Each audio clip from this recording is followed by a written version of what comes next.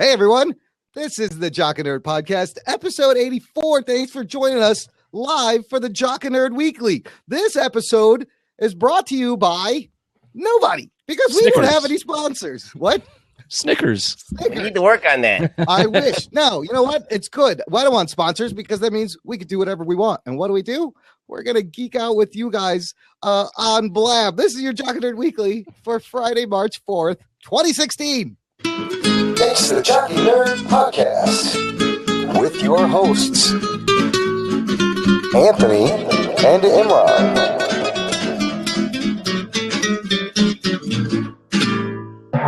Jock and Nerd. Hi, old listener, and welcome to the show. My name is Imran. My name's Anthony.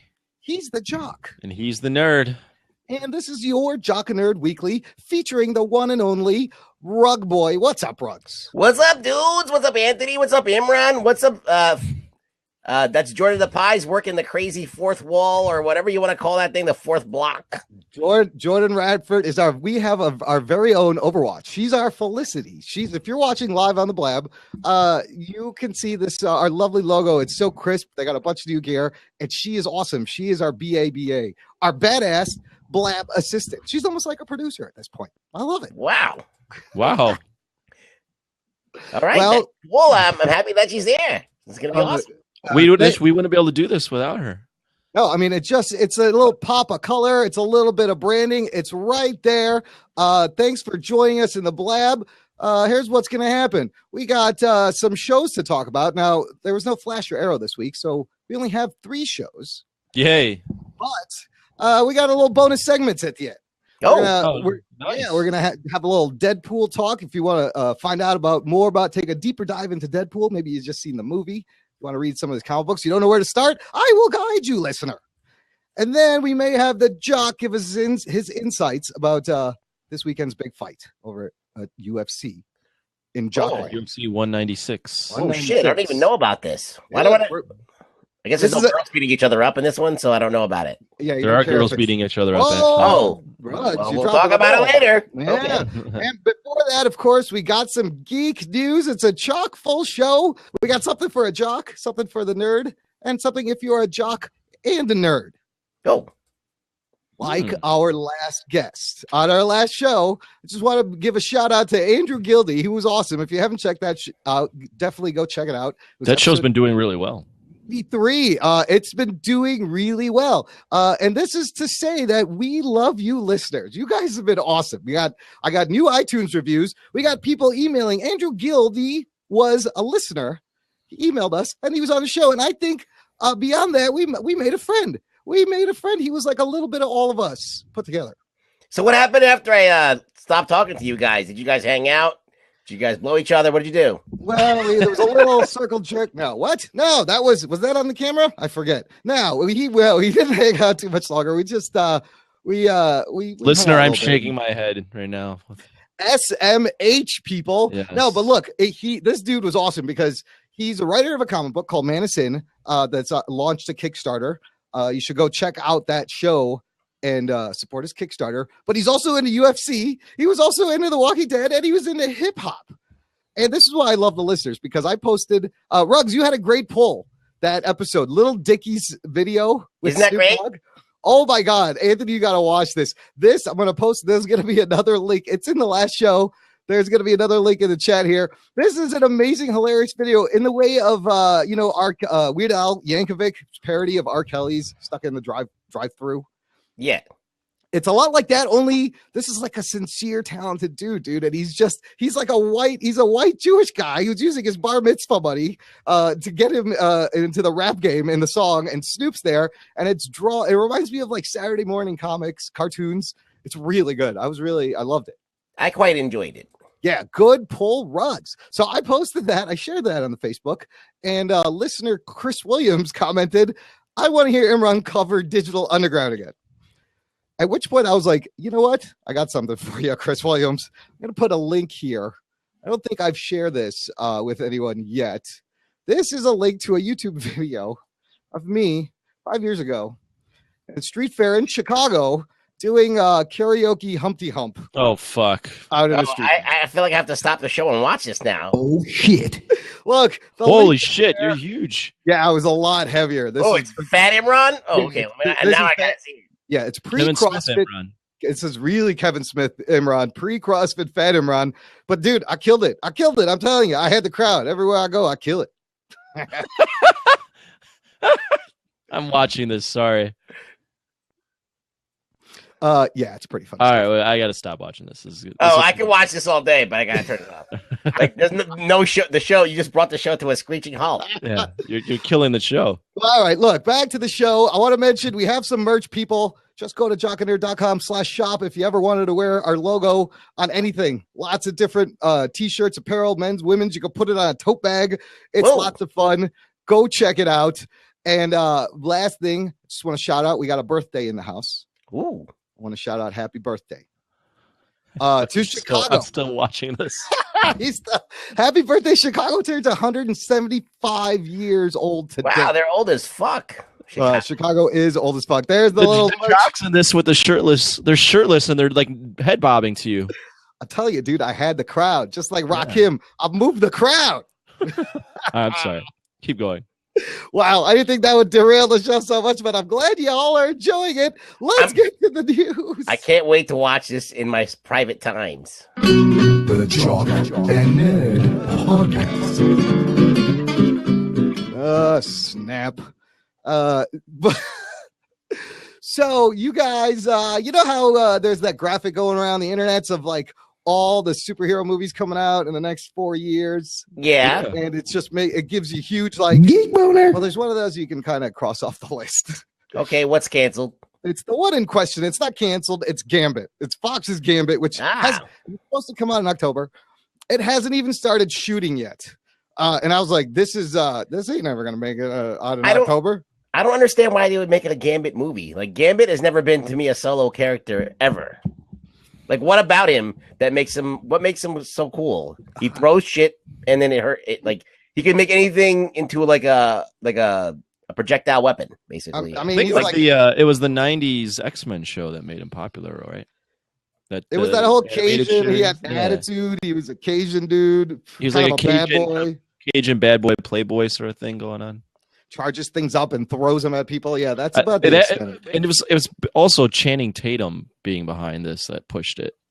I think he really wanted to Gambit, and that's kind of why they're doing it. Well, with the success that Fox is enjoying from Deadpool, I think it broke 600 million worldwide, and it's like 290 something domestic or something like that. Gambit was going to open in October, but it's not. They're moving it out of the way, and they have announced 2 untitled Marvel projects. Deadpool 3 and 4. Well, it's October 2017, January 2018. I think you're close. I think it's X-Force and a Deadpool sequel. I think they're making room for that. It's Deadpool sequel for sure, and I think maybe that X-Force. Well, they already announced Deadpool 2. So basically they're making another 2? Well, I think it's a great way for them to like launch another X-Team franchise that doesn't have to worry about like all the crazy timeline over in the other X-Men movies. That's all kind of screwy. If you also notice in the X-Men Apocalypse cast, they all those people that they casted are the young like Cyclops, young Storm, young Jean Grey, so they could go with that too. Yeah. But Hugh Jackman's gonna go, and the older dudes are gonna go, and eventually you're gonna need new people. We had a question in the chat. If somebody wants to take that, I don't know. I don't feel like he's a pile of cum-filled rags. I feel like that's me. Yeah, I'm a pile of cum-filled rags. That's how. Right. That's basically how you make rug boys. Like either your mom talks to a gypsy lady and gets cursed, or you just jizz into a pile of rags and then you cut your wrist open and you pray to Satan and then rug boy appears. The question was for the listener: why is Douche the Monkey? Douche the Monkey's on, I believe. What's her fucking name? Permanent Friends. Yeah, a pile of cum-filled rags, and that was Rug Boy's response. I haven't been on that show in a very long time. Valid question though. But anyways, moving on. You guys see the Ghostbusters trailer? I like the Ghostbusters. I was always a big fan of the cartoon and the original. Yeah. Yeah, I was a fan of the Ghostbusters. Right. And then, you hear about, I didn't see any of the photos. You heard about this female cast, though. A full trailer has been released. Yeah, I think it's okay. I haven't seen I'm not doing cartwheels. Yeah, it felt like it was trying to feel like the Ghostbusters. I like the way the proton packs and the tech looks, but like the jokes weren't really there. There wasn't anything really that funny or anything. I don't know. Yeah, but if you think Ghostbusters not slapsticky, really. No, that's the thing. It's not. It's a very cerebral kind of comedy that works on a lot of levels. That they don't make those types of movies. They can't make those types of movies anymore. Really. You're right. It's just like it's like she's slapping her in the face. There's like a lot of slime, and it's a more sophisticated. Used to be more sophisticated comedy. A little bit. Absolutely. A little bit. I don't know. Whatever. I'm gonna watch it. Yeah, I'm not gonna go to the theater to watch it. Okay. I'll watch it somehow though. All right. Here's a movie that I think we will all go to the theaters that we're very excited for. Captain America: Civil War. They put out some new high-res photos, and there's also some early buzz saying some very interesting things. I was very hyped about this. Dude, it makes it sound very exciting. According to, I guess the original source is Devin Faraci over at Movie Stats. Devin Faraci. So it's like this is an article about him talking to someone else about the movie. So it's like a fourth party article, but he says that they said that this is a full sequel to The Winter Soldier. This is not Avengers 2.5. This is Captain America 3. It's all about Bucky and the Cap, which is great. That's what we're looking forward to. So that's cool. Yeah, it's great. It also mentioned that Chadwick Boseman killed it, that Spider-Man did very well. So lots of good stuff, and that the last hour of the film or half hour is pretty brutal. So, I mean, his exact words are, the last act plays out as an emotional horror movie because the film gives both Tony and Steve solid reasoning, and because it truly makes you feel the depths of this schism. So, man, that's sounds fucking awesome. I have to mention right away though. Did you guys see the still images? Yeah. I did not. Well, if you notice, I'll put a link right here. If you look at Black Widow's still image where she's running on the car, yeah, take a look at that. I just put, I think, a link there. I like that shot. No, I don't like that shot. Why? You know why? Because no one ever in their fucking life has run like that. Well, where their legs are moving and their arms are straight up and down as if she's walking down a catwalk. But it's out of context. It could have been just that one moment. We don't know the rest of the. They always seem to catch her in a weird, in like posing shots. I mean, if you remember looking at there was a character poster from The Winter Soldier where she's kind of walking down the runway, but she's carrying two guns. Yeah, I don't know if you remember that too, but I can link that. They always catch her. What would you rather see, Tony? If I'm seeing her running onto a car, I don't want to see her posing like she's running. I want just someone running. She looks great, though. She looks great. I'm just saying it's just unrealistic. You know the rule with poster images of women, you have to show their ass and their tits at the same time. You have to have that shot where they're somehow, from behind, but they're kind of turning around so you can see the side boob. Extreme. That's like every poster with a girl in it. Extreme contrapposto twist. That's true. Yeah. Let me see both. That's how I think that was on the Avengers. The original Avengers poster was like that. She was like, it always. Oh, here's the thing. Here's always looks very uncomfortable though too. Oh, I see this shot where she's almost like a. Yeah, what kind of shot is that? With that, she looks great. Whatever shot you put her in, she looks great. That was the only thing that I had to point out is that it was. I don't know how you fucking run onto a car without moving your arms, but she's doing it. I think they nailed the hair perfectly in that movie, and they keep changing her hair. We make it shorter, different colors all the time. Now it's like curly. It was it's straight in that other shot, and now it's like wavy long. Yeah, it's wavy. I think where did you think they used the best rugs in Winter Soldier? Yeah, you liked it straight. She had a pin straight. That's not what was in the comics for a very long time. Yeah. I don't know. I can't get used to it because they keep changing it. It's the other shot is very angelic, kind of Black Widow, as Listermate says. So speaking of Deadpool, I remember we had the discussion about, everybody's going to make an R-rated movie now. Shove everything R-rated. Well, I'll tell you one place you're not getting R-rated superheroes, people, and that's at Marvel Studios. Because Disney's chairman, Bob Iger, pretty much came out and said, we ain't doing it. We're gonna stick to what we do, which is fine. That's good. That's actually it's smart. They're leaving the R-rated stuff for Netflix, it looks like. Yeah, it's too much of a gamble.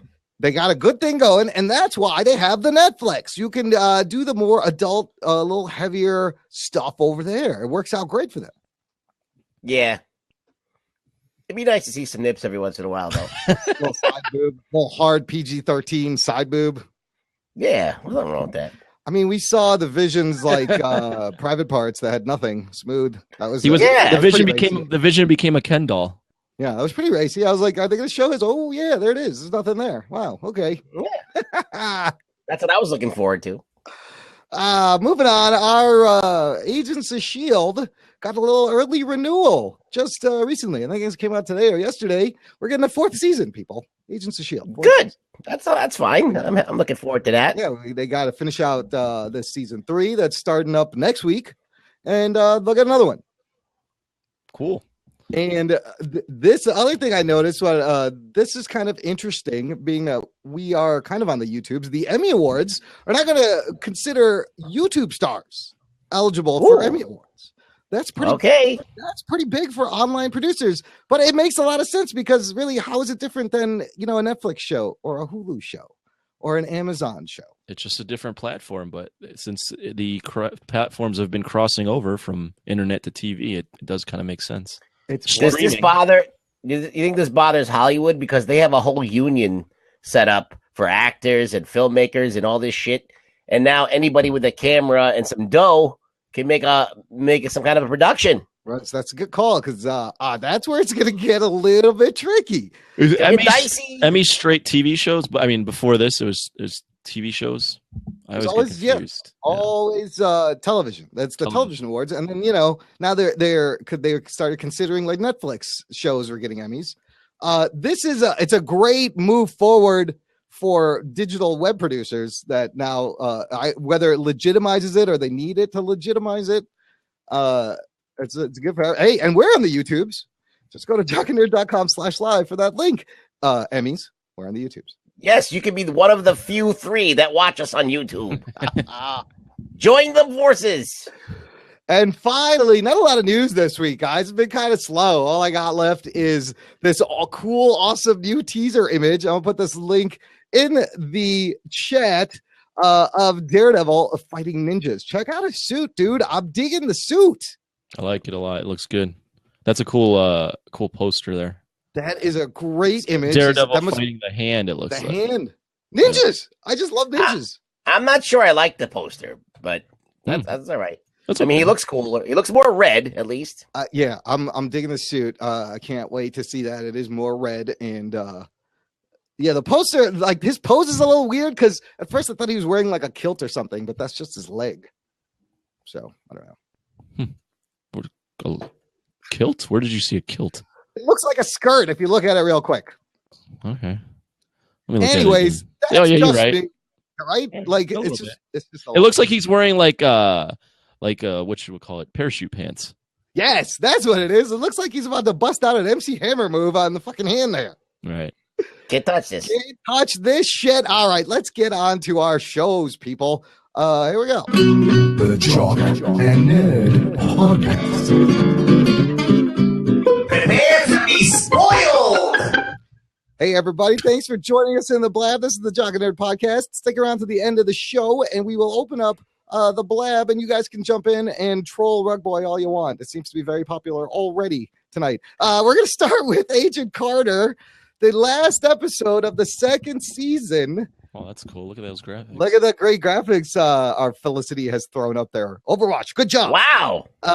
Episode 10 called The Hollywood Ending. Maybe the last episode of Agent Carter ever. I don't know. Maybe. Possibly. We'll get into that a little bit later. But this is the big finale. We had resolution with Whitney Frost. with Jason Wilkes, with the love interests. And then they throw us a couple of little weird cliffhangers, little things moving forward, if there is a moving forward. Right. But what do you guys think of this episode overall? Who wants to start it up? Damn, I got to remember this. All right, well, while he remembers, I guess I'll start. Go ahead, Anthony. I had a lot of fun with this season. I felt like this episode was a little kind of anticlimactic in terms of the final resolution. There wasn't really a battle or anything. They kind of just shot her, and then that was it. And then they were like trying to just close a portal and save Sousa. So there was a lot of funny lines. I like Howard Stark being back. He had some good one-liners about not touching or not thinking of Stark was Agent Carter as or sexually or whatever. I'm not thinking any unsavory thoughts right now. Wait, there's one. But the whole show, I'm just kind of reflecting on the season, but the whole show, I maybe last year was like this too, but even more so this year was more towards the style of camp. Campy, slapsticky almost. Yeah. So I mean, I enjoyed it, but it was way more campy than anything Marvel's ever done.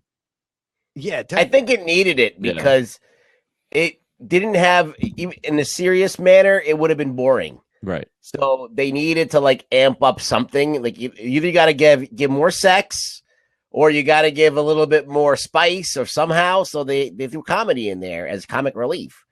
So they made it campy. It's definitely different than the first season in overall tone. We get, so they're gonna, some of the things were weird. I did enjoy the Manfredi. I wish we saw him more because he's pretty funny. Was funny. Yeah, he was funny. He's pretty hilarious. Like he storms in with Jarvis at gunpoint, but they really know each other. They're buddies, and he needs their help. So they sneak in and they take photos of Whitney Frost's device in the dark. I didn't understand that. Are these some kind of special cameras?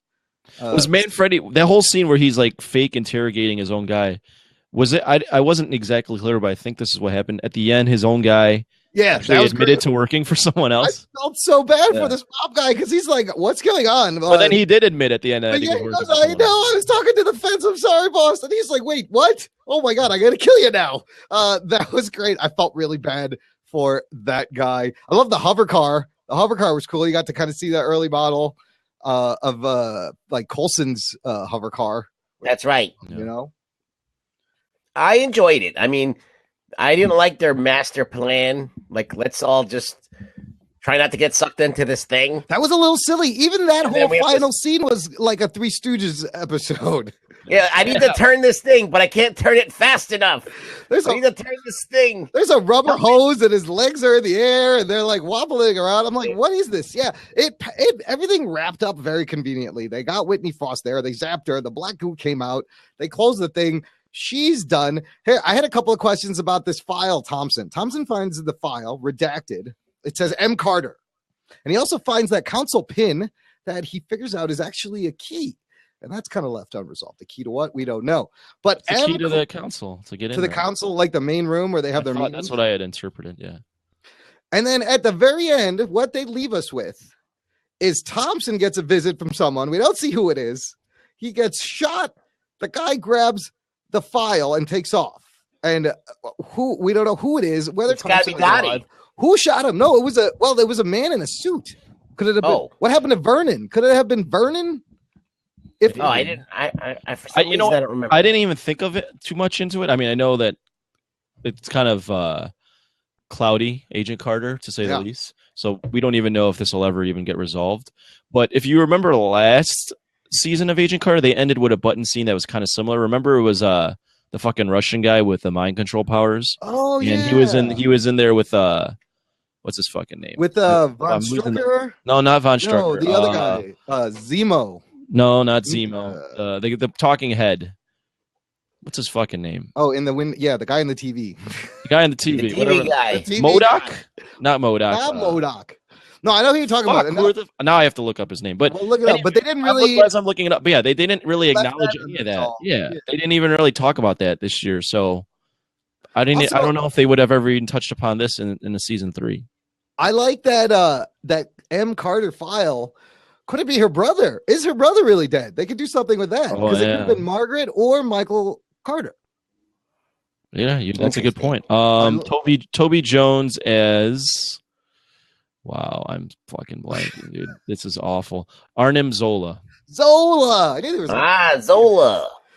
Yeah, and they just kind of left that hanging. But again, I love Samberly and Jarvis. These two guys are hilarious. Yeah. Where he screams like a girl when Whitney Frost shows up. And he goes, I didn't faint. I did faint.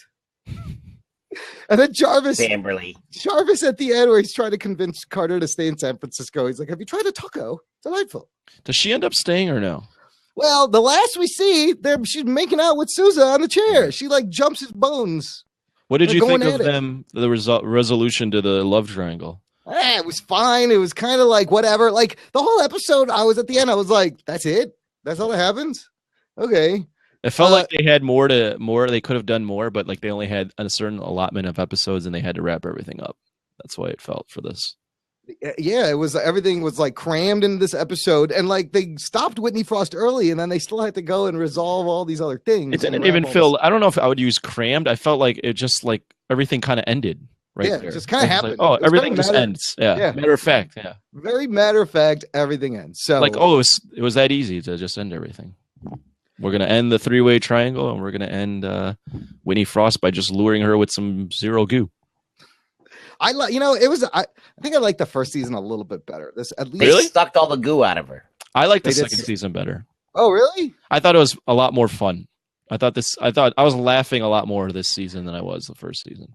I'll give you that. It was more fun, but like, what was this season about? Was it about the council or Russian spies or black goo or like? I felt like the first season.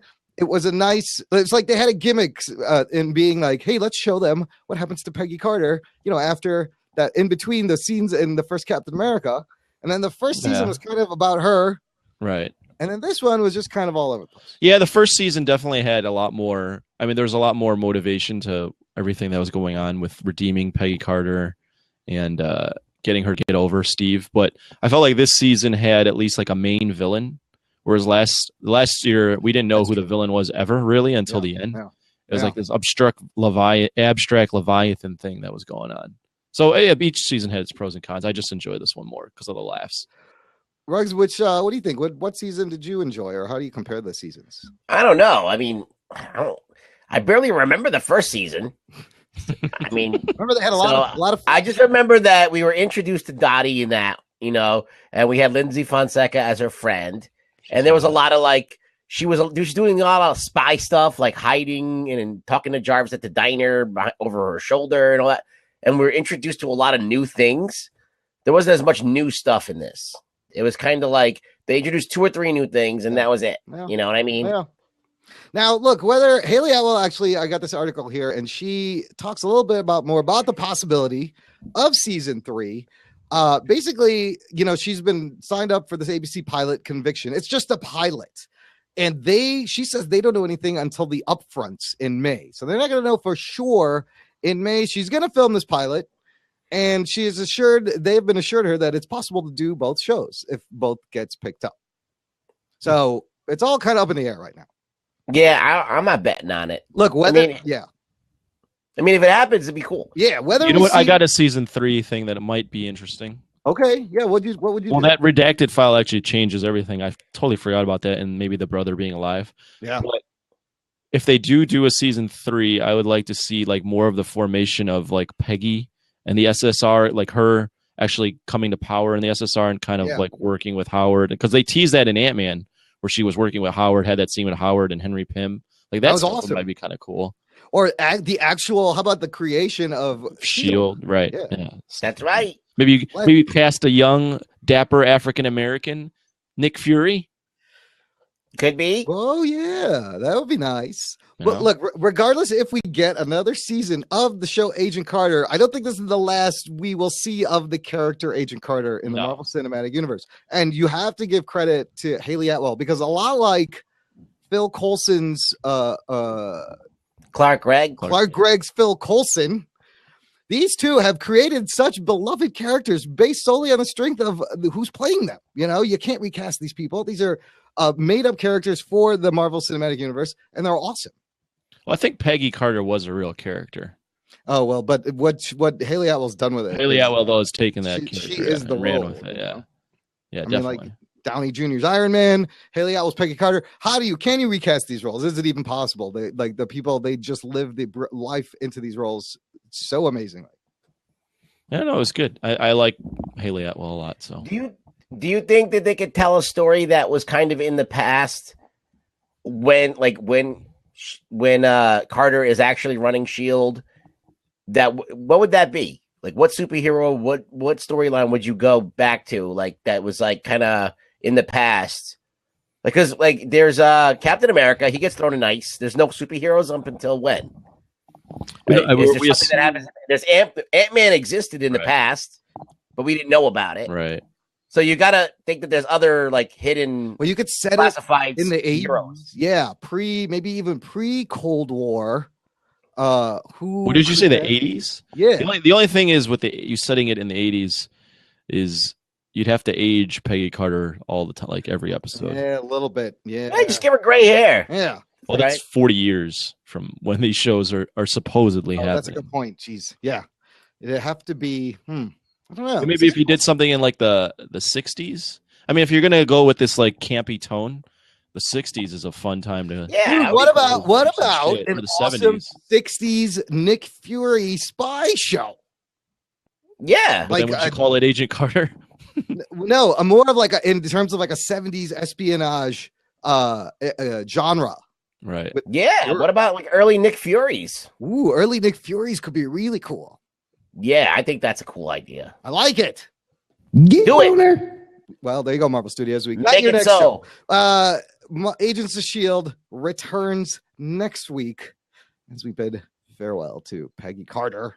It's been a good run with Peggy. May or may not see you again. It was nice to know you. Moving on.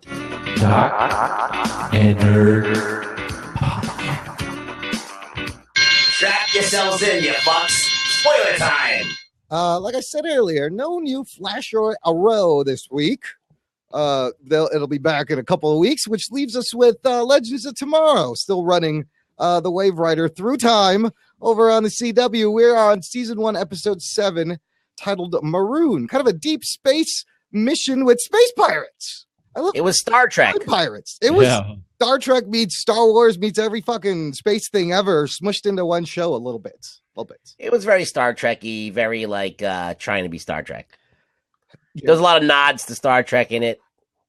I did not. I'll tell you what I didn't like right away. Ray mixing Star Wars and Star Trek references. I kind of feel like that's like a nerd party foul. Like that's a faux pas. Like you can't mix. You gotta stick with one. You can't be mixing geek space metaphors. What are you doing?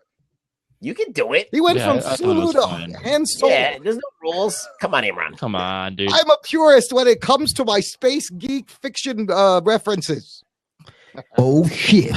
I was quiet there because I was reading your notes, Imran, because I literally was dozing in and out of sleep. Not because the episode was boring me, but because I went out last night. Oh, what'd you do? How was that? It was fun. It was like we had like a last minute last night out for a guy that's getting married this weekend, so he wanted to do something.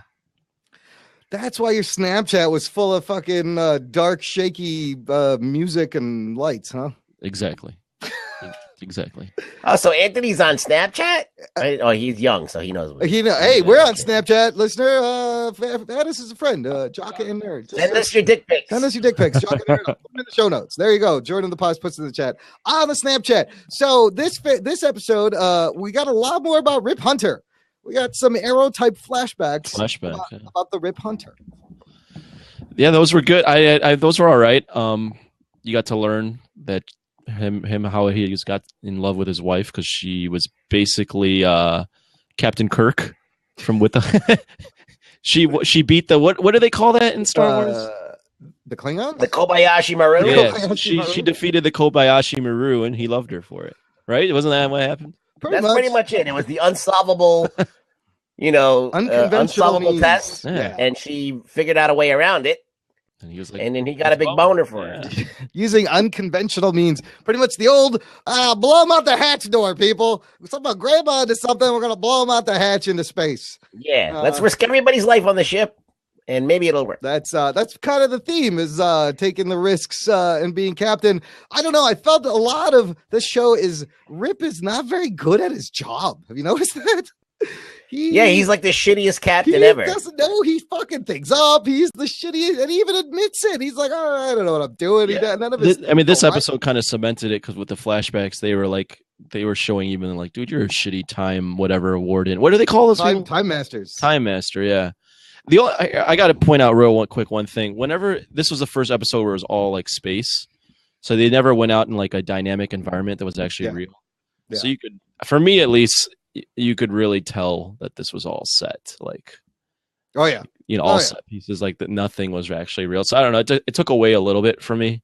That's really the Star Trek feel of it. Yeah, it felt like Star Trek, and when you can tell that it's not a real environment, it kind of loses a little bit. I mean, I feel like it got a little confusing trying to figure out what fucking ship you were on, because at one point that too.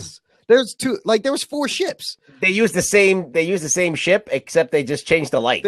Was one ship? Did they have to distinguish it by making some of the lights red on one ship? Yeah, one was the orange. One was the orange and green, and then the other one is more of a cool. The Wave Rider is more of like a gray, red and blue. Yeah, I was losing track of like where Stein was and like what part of the ship is he on. Well, no, he was on another ship. He was on the ship that docked off the Wave Rider. The Wave Rider's jump ship went over to the distress ship, which was a trap, and then they came back. Yeah, it was a little confusing. I loved how Stein took out a pirate. How's that possible? By himself. Like, he wasn't Firestorm. He takes down a pirate and takes his beret. Like, he's like, I need this beret in order for this to work. I mean, this episode, perfect disguise. This episode was focused on learning about Rip and his past, and then the brewing conflict between Snart and things aren't going well between them very much. So, I'm kind of enjoying that it's actually progressed to where like these guys are not getting along. So was it? I was, like I said, falling asleep. Was Mick working with the pirates at the end, and he was like basically like pissed off and like, I want to work with these guys. They'll take me back. Or whatever. He pretty much turned. He flipped. Okay. I thought he was. He flipped. Yeah, and I thought he was secretly up to something. No, he goes for the core. He fights Sarah, and it's a kind of a brutal fight. Like, they're not holding anything back. And at the end, they have him. Don't they? I think they have him in prison. Snart blasts him. What was that? Was that like they were like in a forest? Was that a prison or in the forest? It was like some random time. Dude, that was crazy. So at the very end, Dr. Baxter, to say thanks, gives Rip Vandal Savage's next location. He's in Oregon in 1958. So we're going to go into the 60s, people. Get ready for all the fucking 60s crap. Ray and Kendra finally just plants a big kiss on Ray. Like, sincerely, their whole storyline throughout the episode got them together. Like, Ray almost died out in his suit, which was kind of funny, where he's like, this space state is going terribly. He's like, good thing. And what to do with Mick? Snart's like, I'll handle it. And you see him in a field. And then Mick's just like, only one of us is leaving here alive. And then Snart fires at him, and it cuts there. That's the very end. And I was like, what the shit is he? I don't know. That was a very good ending. What are they going to do with him, do you think? Do you have any ideas? I think they freeze. Obviously he freezes him, and I think they'll bring him out later on as like a weapon or something like that. See, good question by the Chris Farrell asked, do y'all think he's dead? No. I don't think they're going to kill him. They're going to have to change. They reprogram him. That scene was great, or really good, but what brings it down for me is the way they both fucking deliver their lines. Snart is so smart. The snartiness? Snarts, and even Mick's like, only one of us is gonna. It's so over the top. Meow, meow, meow. That's my snart. Mick. Meow, meow. Meow. Well, yeah, Snart doing that, and Mick's just like, oh, only one is us gonna. I feel like that Wentworth Miller was like, oh, I'm going to play Snart. And then he got confused and thought it was Snarf from Thundercats. Snarf. It's just personal preference. I wish he wasn't delivering his lines like that. But other than that, that's fine. They're committing to the over the top, which, it kind of works. The whole thing is like really fun space cheese. Really tasty, too. Good with bread. But I've enjoyed the show. With bread, Emron? What? With bread. Cheese and bread? Brett, that's really all I got on this one. Usually it's like cheese and like wine, or well, I mean bread works, but then cheese and like cold cuts. On the kind of cheese. Is it a brie? Is it a soft cheese? Is it a dry aged cheese? You're right. Really? Right. Listermate wants to know why Rug Boy sounds like Edward G. Robinson. That's see. See. Okay, see. We're gonna get these guys. See. Space pirates. See, we're gonna get them. Yes, sir. I don't think Mick is dead, and I'm excited to see who else they can slip into these episodes moving forward. I wish I could give a real review on this one. I really can't. You sleepy That was fun. It was a fun episode, whatever. At least at least they're back on the mission, right? They're back to finding Vandal. Yeah, another side. They took a little break from the Savage because they didn't know. Well, the ship was broken. They needed the time drive from the other ship because they couldn't find out where he was and where to go. Right. I feel like they're more of a team now. They get rid of Mick. He's the one dissenter in the group that's not really the heart's not in it for him. So they put him on the sideline. Maybe they get another person involved. Snart's all into the team though. I found that part was interesting. Where it is interesting though because where's that coming from? But 2 episodes ago, it felt like Mick was on the team, like more into it. Because remember, he saves Ray. Yeah. And he's like, Ray takes a beating for him. Like I thought they had a little budding bromance going, and they just completely ditched it. They ditched it for Ray to have an actual romance with fucking Hawkgirl. That's right. Yeah. But Snart's even like, I love that line where he's like, you're hurting the team, and Mick's like, I thought we were a team. And I was like, I guess not anymore. I thought we were a team. Bad blood now. Fun show. Can't wait to see where it goes. Let's get to the next one, everybody.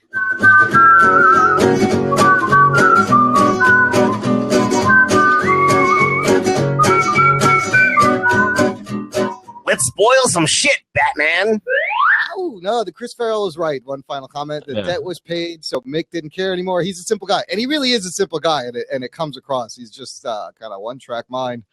He wanted to go back to 2046 Star City. It's Chuck E. Cheese for him over there. Fucking that place, he was in heaven. That place is great. But it's not going to work because once they go back and that never happens, then what happens? Stupid. Nobody knows. Stupid time paradox. We're on to The Walking Dead. Thanks for hanging out in the blab, everyone. This is the Jock and Nerd podcast. If you stick around till the post show, we're going to open up a seat and geek out with you guys. But right now, we are going to talk about this week's episode of The Walking Dead, season 6, episode 11, Knots Untie. Rug Boy, is this an episode you actually liked, or are you still on the hating train? Let's see where you land on this one. What happened this week? I don't remember if anything happened that really made me like roll my eyes that much. Oh, good. It seemed like I might change my mind as soon as you remind me of something. All right. Well, I loved. Okay. Nothing jumps out at me that is terrible. Yay. Okay, that's we're making progress. So, right in the beginning, there's a little bit of this weird Abraham Rosita juxtaposition. Yeah, he's really interested in him in the baby making. Well, he's into Rosita physically, but he's actually into Sasha emotionally. On an emotional level. That's why do you think that is? Because they shared all that time on the road together? Yeah, but so did Rosita. Yeah. They were together for a long time. And not to jump into his head, but I'm going to. He's always looked at Rosita as just a fuck buddy, whereas Sasha has never been giving him that pussy like that. It's been more of he's kind of seen her like fall when she lost what's that fucking guy's name? I'm losing track of all these names. Bob. He's seen her like at her worst. He's seen her lose her brother, and he's been there throughout all that stuff. So I think he feels more of an emotional connection to her, whereas Rosita and him have just been bang buddies the whole time. While Eugene sometimes watches, if you remember that one episode. Yeah. That's called cuckold to people. No, but Abraham had some killer lines this episode. Oh my God. Everything from when you were, what does he say about Bisquick? When you were pouring the Bisquick, were you trying to make pancakes? And I was just like, I was like, wait, what the fuck is he talking Listen, about? You don't get the Bisquick out if you don't plan on making some pancakes or at least some waffles. Glenn had the same reaction you had. He was like, what? Oh yeah, we were. A second to even to get to. That was great. Cracking up. So well put because exactly the viewer had the same thought process. And you're like, oh, that's pretty good. I like the line. The next one he uses was, "How long you think Michonne and Rick have been bumming uglies?" He says Uggan Bumplies. Uggan Bumplies. There we go. Yeah, he said it backwards. Yeah. Uggan Bumplies. And then he's like, good gracious Ignatius. Like, he had some great lines. But look, right at the beginning, we saw Jesus walk into Michonne and Rick in the nude, and he's just hanging out in the hallway, looking at pictures. Just hanging out. Yeah. Carl pulls a gun on him, at which point Rick and Michonne come out like half naked. So they're kind of busted.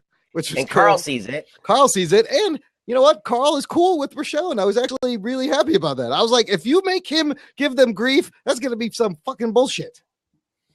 I would have been, if I was a kid in that position, I don't know if I might have been okay with it, but I'd also been like, this is kind of gross. Dad, fuck? I don't want to think about this. And then everybody shows up there. How did everybody get there all of a sudden? Everybody's there. And apparently, how did everyone saw them running towards the house, right? Is that what happened? Oh, you know why? Because they discovered that fucking Jesus wasn't. He was gone. Yeah. And he's scoped out everything. He's like, I saw your armory, I seen your rations, and he's pretty much like, look, I want to show you our place. More.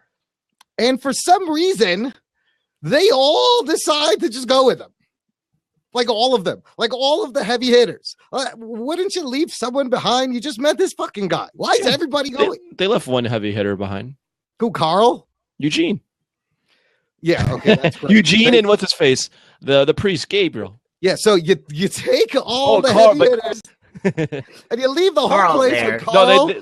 Carl was actually and Eugene. Carl was the guy that they gave the last talk to, like, hold it down. Carl. No, isn't the old lady there too? Oh, what's her fucking face? Carol. But they never showed Carol. I mean, Carol's there, but the way they implied it was like, Morgan. Carl, you're the man of the neighborhood. You're gonna watch this, right? You got this. And Morgan's there too, right? I think it was a good idea for everyone to go. Yeah. So it was Rick, Michonne, Abraham, Daryl, Glenn, Maggie, and Jesus. And all right, so they got a couple of girls that could still. They got the girl that Abraham was into, Sasha. She's back. All right, so I guess they got enough people back there. They brought all the favorites out to this. Yeah. And then on the way to the Hilltop Colony, they run into some more of their friends. They kind of, I guess people can't drive around zombies, and the zombies turn the car over. I don't know how that happened. That was very confusing. That there were dead zombies in the car that was turned over. Yet none of the Hilltop people were injured, and they were in a house just like hanging out. Yeah, and they were in a house like huddled, but there were zombies in. It was weird. It's a weird situation. Really bad drivers. I think it was. You could tell that they don't know what the fuck they're doing. That would never. Rick's crew would never let that happen. Right.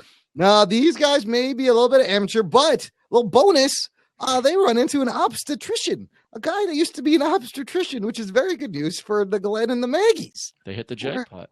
Yeah, that's what you need. So already the Hilltop is starting to be valuable, and they get there. And let me tell you, they did a lot of things in this episode that were like right from the comic books, and it was done very well. One of them being the reveal of this Hilltop Colony. Boy, do these people have their shit together. It's almost like stepping into like a Renaissance fair, or it reminded me of like Deadwood. Well, they have. Yeah, go ahead. Does it seem like very large though? Alexandria seems like 10 times bigger. It did. It seemed kind of just cramped right there around that big Barrington house, the mansion, the Barrington house. They have their shit together, and they don't, as we learn. Yeah, I mean, these people have livestock, solar panels, FEMA camps. They got but they got fucking spears when you walk in. They got spears. All right, dude. I think I saw a blacksmith. Was there a blacksmith there? Yeah, they ran out of ammo. Yeah. That's the deal. I think they need no ammo. Yeah. So what happens is that Jesus brings them to the Hilltop Colony because they, little known to them, they actually have no ammo and they have a problem with Negan. This Negan here. So they're there, and we get to meet Gregory. What'd you guys think of Gregory? He's a weird prick. He's a good actor, that guy. Yeah, well, Xander Berkeley, dude. He's creepy as fuck. He was great in 24. He kept referring to Maggie as Natalie. Yeah. And he like called her like, "Come on, honey." Like he was trying to get with it. Oh, he yeah. was trying to get some of that. I mean, he didn't know that there was a baby in there. Right. He doesn't know. He was being all smarmy. And right off the bat, he doesn't even talk to them. He's like, why don't you guys wash up? And I like why don't you guys wash up? I like how Rick right away is like, I can't talk to this guy. Like Rick in that meeting sticks a knife in that guy's neck right away. Like, yeah, we're taking all your food. And I like them training Maggie a little bit like this. Maggie was pretty badass this episode. She's the politician now of the group. Yeah, doing some hard negotiating with Gregory. Rick do you can't. Think that Rick was a good role for her? Yeah, I do actually, because Rick logically is a hothead who can't fucking think. Like he thinks, but he thinks right away to kill. Like he sees red too quickly. And who else is going to take that role? Glenn's a pussy. Glenn is kind of a softie, yes. And yeah, he's a pacifist guy. He tries to find the path of least resistance. I guess Michonne could have taken that role too, though. Mm-hmm. She seems pretty logical. She's quiet though. She's more action. And I feel like they were with Deanna. They were kind of like setting this up with Deanna and Maggie's whole relationship. Maggie's not a bad choice in that role. Maggie in the comic books, actually, she goes on to like run one of these communities. Like she steps up to be just as hardcore as Rick, which is it's kind of exciting to see her go that way. Another thing that was straight out of the comics was when those dudes show up and they're talking about Negan and they got a message for Gregory, which is stabby. And then Rick answers back with a little stabby to the neck. And then he gets up covered in blood. And he's just like, what? Like, I love that moment. That was fucking great. Dude. Yeah, what did you expect them to do? He goes, what? What are you looking at? And like that was like a full page in the comic books. And they nailed that moment because it's perfect. It's quintessential Rick Grimes. That's right. The Rick NATO. Whenever Rick is around, people start dying. Don't bring Rick around. God forbid you invite Rick Grimes to your block party. Don't do it, people. Just let him. Don't let him know. Hey, they don't. You ever notice that though? The whole show is just everybody's chilling, and all of a sudden Rick shows up, and everything fucking goes to shit. Alexandria was fine. Everything that they go to is fine, and then all of a sudden Rick fucks everything. Everywhere he goes, every community he's been a part of. Yeah, Terminus. They were so happy to be eating people. They were having a whole system worked out. Here comes Rick fucking it up. And then, I loved Jesus is very Jesus-y. Did you notice? Like very heavy Jesus metaphors going on in terms of he was dressed in like a white linen flowy thing, and he's all like the pacifist guy. He's like, everybody calm down. When he puts his arms out like he's fucking on the cross when he's dude, I wanted so badly for a zombie version of Jesus Christ Superstar musical to just break out. Because it's like, come on, let's do it. What's the buzz? Tell me what's happening. I want to see this. Make it happen. That's funny. You're definitely being facetious, I hope. No, he's not. He really wants that. He really wants that to happen. I want to see zombie Jesus Christ Superstar. It would be fantastic. Somebody make that happen. You're funny.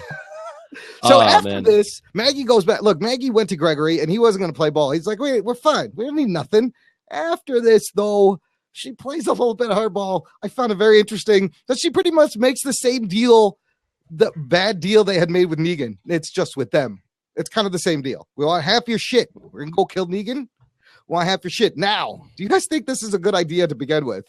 For Rick to be like, we've never had a problem with confrontation. We'll take care of him. Well, what I just said, that he's gonna roll up in Negan shit and fuck up all his shit now. Is it a bad idea? I mean, they're at least being proactive and in confronting a problem head on. It's probably a bad idea in that people are gonna die. I'm just gonna get to it. I feel like Glenn is gonna die pretty soon because they teased that Negan beat up some 16-year-old kid in front of everybody. Right? That was brutal. Yeah, this whole episode they kept harping on Glenn wanting to start a family. They get they're building something here, the baby, the ultrasound. They got an ultrasound. Everyone's they're building it so much now that like Glenn's gonna have to go. Oh, shit. But I don't think they can kill. I think if you kill Glenn, it doesn't mean anything anymore. Yeah, and then Maggie even goes, they're gonna do it. They're gonna kill Glenn. I'm almost now. Daryl? Have we not heard these hints of maybe it's the Daryl. But did you hear Maggie's line? She was like, "There's gonna be people are gonna like something along the lines of there's gonna be a cost to this." The fact that Maggie is saying that it's gonna be, it's has that to be might Glenn. be a four. Yeah, that might. There, it's too like there's too much. They're pointing the arrow at Glenn, like with the baby and all this shit. Like it's gonna be sad. They want you to be really sad when Glenn goes. Well, yeah, they want. Yeah. Have they ever deviated on a death from the comic, like, and kept someone alive when they shouldn't be alive? They've the gone baby, Judith has been around. Oh yeah, they've gone both ways. They've gone both ways with this. So you can't really tell. Like that's kind of the beauty of what he's been doing with these both storylines is even though you read the comic books, I'm not sure what's going to happen because there was a lot of polls from the comic books in this episode. But I feel like doing Glenn's death like the comic book is not going to be as meaningful anymore. And they might just do to somebody else. Who could they kill off Daryl. that would still Daryl. pack a punch? Daryl. But why would they kill Daryl? People love Daryl. Exactly. That's why they would fucking kill him. Abraham can die. It's got to be Glenn, dude, because Glenn, like we just said, even Rugby goes, Glenn's a pussy, but Glenn is Glenn is the most emotional heart part of the show. Like he's the only guy that let that dude Chris, who's a fucking asshole, live. Right? Was it Chris? Yeah. Nicholas, whatever the fuck's name, white people names. But like Glenn has been everyone's like emotion, like everyone's rooting for Glenn. Has a baby with this chick. Like he's the only one with like a more positive outlook on everything. This is the hope. This is the only hope in the group, really. Like right. It's one of the central hope figures. It does make you kind of question why they did that bait and switch earlier in the season with Glenn. Yeah, doesn't make a lot of sense to kill him again. I mean, all I know is Andy Lincoln, had talked about after he read the script for the finale, and he's like, this script was the first one that like made him physically ill. Like it disturbed him. It's whatever's going to happen is going to be pretty fucking bad. Also, we talked about how the rumor were that Negan was going to show up in the season finale. Now Scott Gimple is fucking with us again. And he's like, hey, he might show up in the next episode. I think Negan hits them first before they even get to him. I don't know. It seems like would be cool. That'd be cool, but I think this next episode they teased them getting over there first. They got to get back to Alexandria, and then he's got to sell the whole, the rest of the people on this plan. Give them the speech. Give them that big speech in the church that we saw in the little teaser, and then I don't know what's gonna happen. What you narrated the whole episode, which is great, Emron. I love when you do that. What did you actually think of the show? I love seeing the hilltop, and this new extension and new people. That was very exciting for just the world in general, that there are other communities and they're talking trade, and it's starting to be like like a political thing, like a land territory thing. That's a fun direction. Yeah, I have to agree. Go ahead, Rugway. I mean, the characters are doing what I think they should be doing in this situation, which is the problem that I have with Walking Dead is that characters always do shit that that they shouldn't do. But like, yes, of course, Rick, they need food. They need to do something. They lost that food truck or whatever, and they need to do something. And this is a quid pro quo. They fucking take care of Negan. And Negan has already fucked with those guys, so they already know that it's gonna come to roost in Alexandria at some point because they blew up all their Negan's guys. I still think that car in the back may have been Negan. Oh, come on, dude. Either way, he could have been. He could have followed him back to Alexandria already. Right? And already knows what's up. Yeah. So that's fine. That doesn't interfere with the plans. To me, is if you're Rick. You know that at some point you're going to have to deal with this Negan dude. All right? Because he's already been fucking with your shit. Yeah. They already know that you exist, that there's people, and it's a matter of time before Negan comes, knocking around. So this is mutually beneficial for everyone. Uh-oh. Yeah, no, for sure. One of the things I liked was Rick threatening, like, we'll just fucking take their shit if they don't negotiate with us. He does that. We have the guns, but then as far as the overall episode, I like this episode a lot because it's world building. They're introducing more stuff. Yes. It's more than just now Rick's crew dealing with zombies and things coming to them. They're going out and being a little more proactive and searching out things, and it's building up. I felt like this was a huge build up to a big fucking war, and that's what I want to see is a new crew, Negan's crew versus Rick's crew, and see what the fuck goes down, because shit's about to go down. Do you think it's gonna go down kind of like the prison though, like where they're gonna roll up and then they're gonna have a standoff and then they gotta get the fuck out of the prison, or they're gonna stand their ground, or maybe go to their turf and fuck with them there, and then hopefully take care of all the business there? I'm a little influenced by the fact that Imran literally will tell me what's going on in the comics, even though I don't ask him. I don't remember. But I feel like they're gonna roll up to Negan's crew, get their asses handed to them, and then they're gonna have to agree to a shitty deal with Negan to stay alive until they can rally back, which is kind of what happened in the comics. I hope it's like Braveheart, and they just line up on a mountain and face off, and then just charge and run at each other and shoot each other. That's not at all what I hope for. Nope. Which one of them is gonna use the old zombie trick? Wait, they need catapults and trebuchets. Oh, what zombie trick? Every bad guy uses the zombies some way, like as a tool. They maybe as a shield, or rolls up with in a herd surrounding them. Yeah. Or sends them as a weapon. Yeah, there's multiple ways you could use zombies. That might be a part of it as a distraction. Yeah. I liked it a lot. Very good episode in my opinion. Yeah, dude, I'm glad. I'm glad. I'm excited for what's to come. It makes me hyped. It was a good hype episode. What if it's this is what I would do if I was Negan. I didn't read the comics, so I don't know. Okay. I would poison everybody in the Hilltop development. Ooh. And then when they show up thinking that they're going to go pick up the food, they got to fight 1 million zombies. Everybody's dead.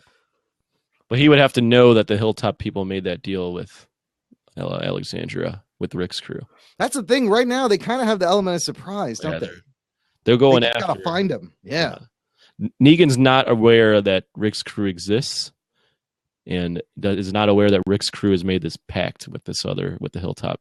Negan, I'm so excited to finally see him. I mean, they've been doing is just hyping this guy and saying that he's going to be the most amazing villain everyone's ever seen, and the scenes are brutal, and there's a lot of death coming up. Do you think he's going to be better than the governor was on screen? Oh, I think he will be. I definitely think he's going to steal it from the governor. Absolutely. If he's anything like the comedian in Watchmen, he's going to be awesome. Yeah, if he's just got to channel a little bit of that, Jeffrey Dean Morgan will be fine. Big, smiling and menacing and scary while smiling at you. I mean, that's Negan. Like, he's smiling at you, but you are scared shitless at this. What if he ends up playing it like Snart? He's like, Rick. Well, you think he's the best bad guy then? Rick. Rick. Wait, why are you talking like that? Carl, that's your from the South. Carl. Doesn't Negan take a liking to Carl eventually too? Well, Negan respects Carl because there's a little incident where Carl sneaks onto their truck as Negan's going back to his lair, hideout or whatever. Could you call it a lair? His lair or their camp. And as they get there, they open the truck. Carl just opens fire and kills a bunch of his guys. And Negan's like, check this motherfucker out. All right. You impressed me, kid. Negan's relationship with Carl is so interesting because he's the one that tells Carl, don't wear that patch on your eye, man. It looks menacing. You look badass. Show it, wear it proud. After that, Carl doesn't wear anything on his eye. He just has it like an open. I got a question for you about Negan, because the way you've described him, obviously he's badass. But does he feel like a real character or an over-the-top caricature? Because the governor, you could at least see that, like that kind of guy ruling. But like, is there really a guy out there who's gonna be like, look at this motherfucker, and having like people get killed in front of him and be like, cool? Like, is that a real reaction to you? You know, that's a very good question because, well, if he was played by Samuel L. Jackson, motherfucker. Like, is he acting like a real human being to you, or is he acting like over the top comic book? Because they fleshed out the governor way more in the show than they did in. Because Walking Dead has never been on this, at least on TV, like over the top comic booky, and it seems like the way you're introducing or talk about Negan, he seems like over the top comic book villain. Nah, they're gonna watch it. They're gonna watch it. Yeah, I don't think it's going to be over the top. But what, I mean, have you got that vibe from him in the comics, Imran? I mean, he is, because who really talks like that? He's a little more believable than the governor character in the comic books, but still very comic booky. Like, okay. Well, if you're going to go out on a limb and say the most campy character, who do you think that is? the most caricaturish characters. Abraham, isn't it? Yeah. Oh yeah, Abraham or Yeah. Eugene. Eugene too. Yeah. Yeah, those Eugene's two guys are very typical. caricaturish. Yeah. Abraham. Yeah, I would go. Yeah, you're right. Abraham's probably number one, just because. What the fuck does he say sometimes? I don't know what he's talking about. He does weird shit too. He put on that fucking stupid jacket. He put the What was that jacket on. about? He went out Oh, on yeah. like he went out on the rail to like shake a zombie just for fun, like just to have Yeah. like PTSD. He's sometimes though he's got the best lines, like this Oh, yeah. episode. Yeah. No, I'm excited to see how many more we got left. Like 4. You said this is Yeah. the 11th episode, Yeah. so then they go to 16, so they'll have 5 left.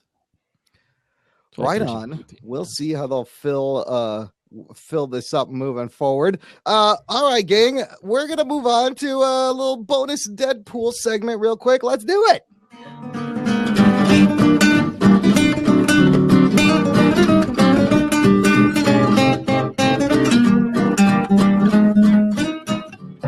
Jock and Nerd. Hey everybody, Jock and Nerd podcast. If you have seen Deadpool and you liked it, definitely check out our review show of Deadpool. It's a lot of fun. Ruggs is on it. Mr. Do-Right. Do-Right. Dudley Do-Right is on it. Dudley. And you can find that at jockandnerd.com/Deadpool. Now, for that show, I had made, as I usually do, I put the notes together. There was too many notes. The show would have been too long. I can kind of tell now how long a show is, having done this for 84 episodes. So I cut some stuff, but it was good content.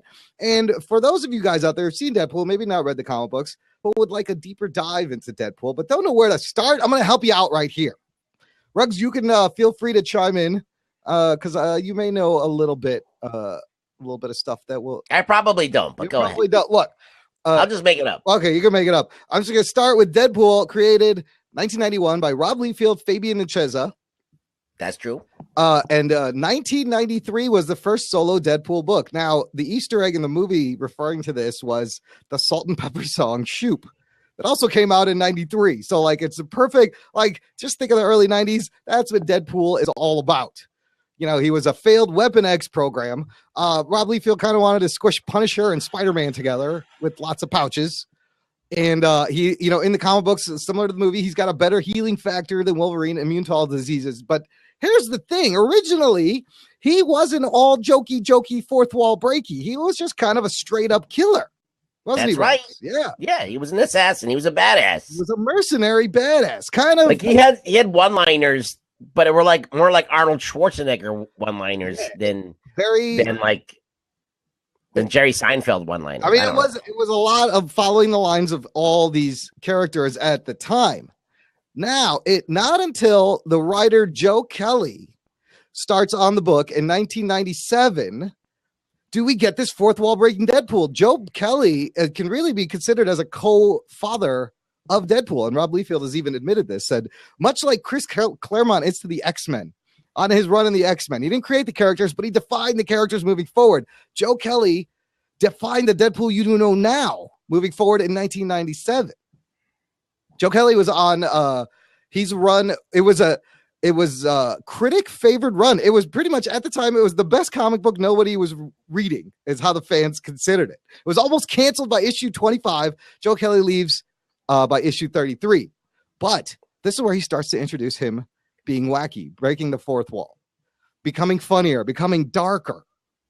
So I want to shout out to people to know that Joe Kelly is a huge part of Deadpool's creation. Now, if you want to read some comic books, here's where you start. Start with Joe Kelly's run. Deadpool 1 through 33 from 1997. That's the beginning of this Deadpool that we know. Who was the artist on that, by the way? It was Ed McGuinness. Oh, so Ed McGuinness is he was a Hulk artist for a while. Yeah. He's got a very bold style. It's very cartoony. Great artist that has done a lot of work, and his style perfectly fit what this Deadpool had become. There's another great series called Deadpool Kills the Marvel Universe. It's got great covers by Kari Andrews, who's an amazing illustrator. Oh, and he's great. yeah, we love Kari. And it's kind of like a what if story.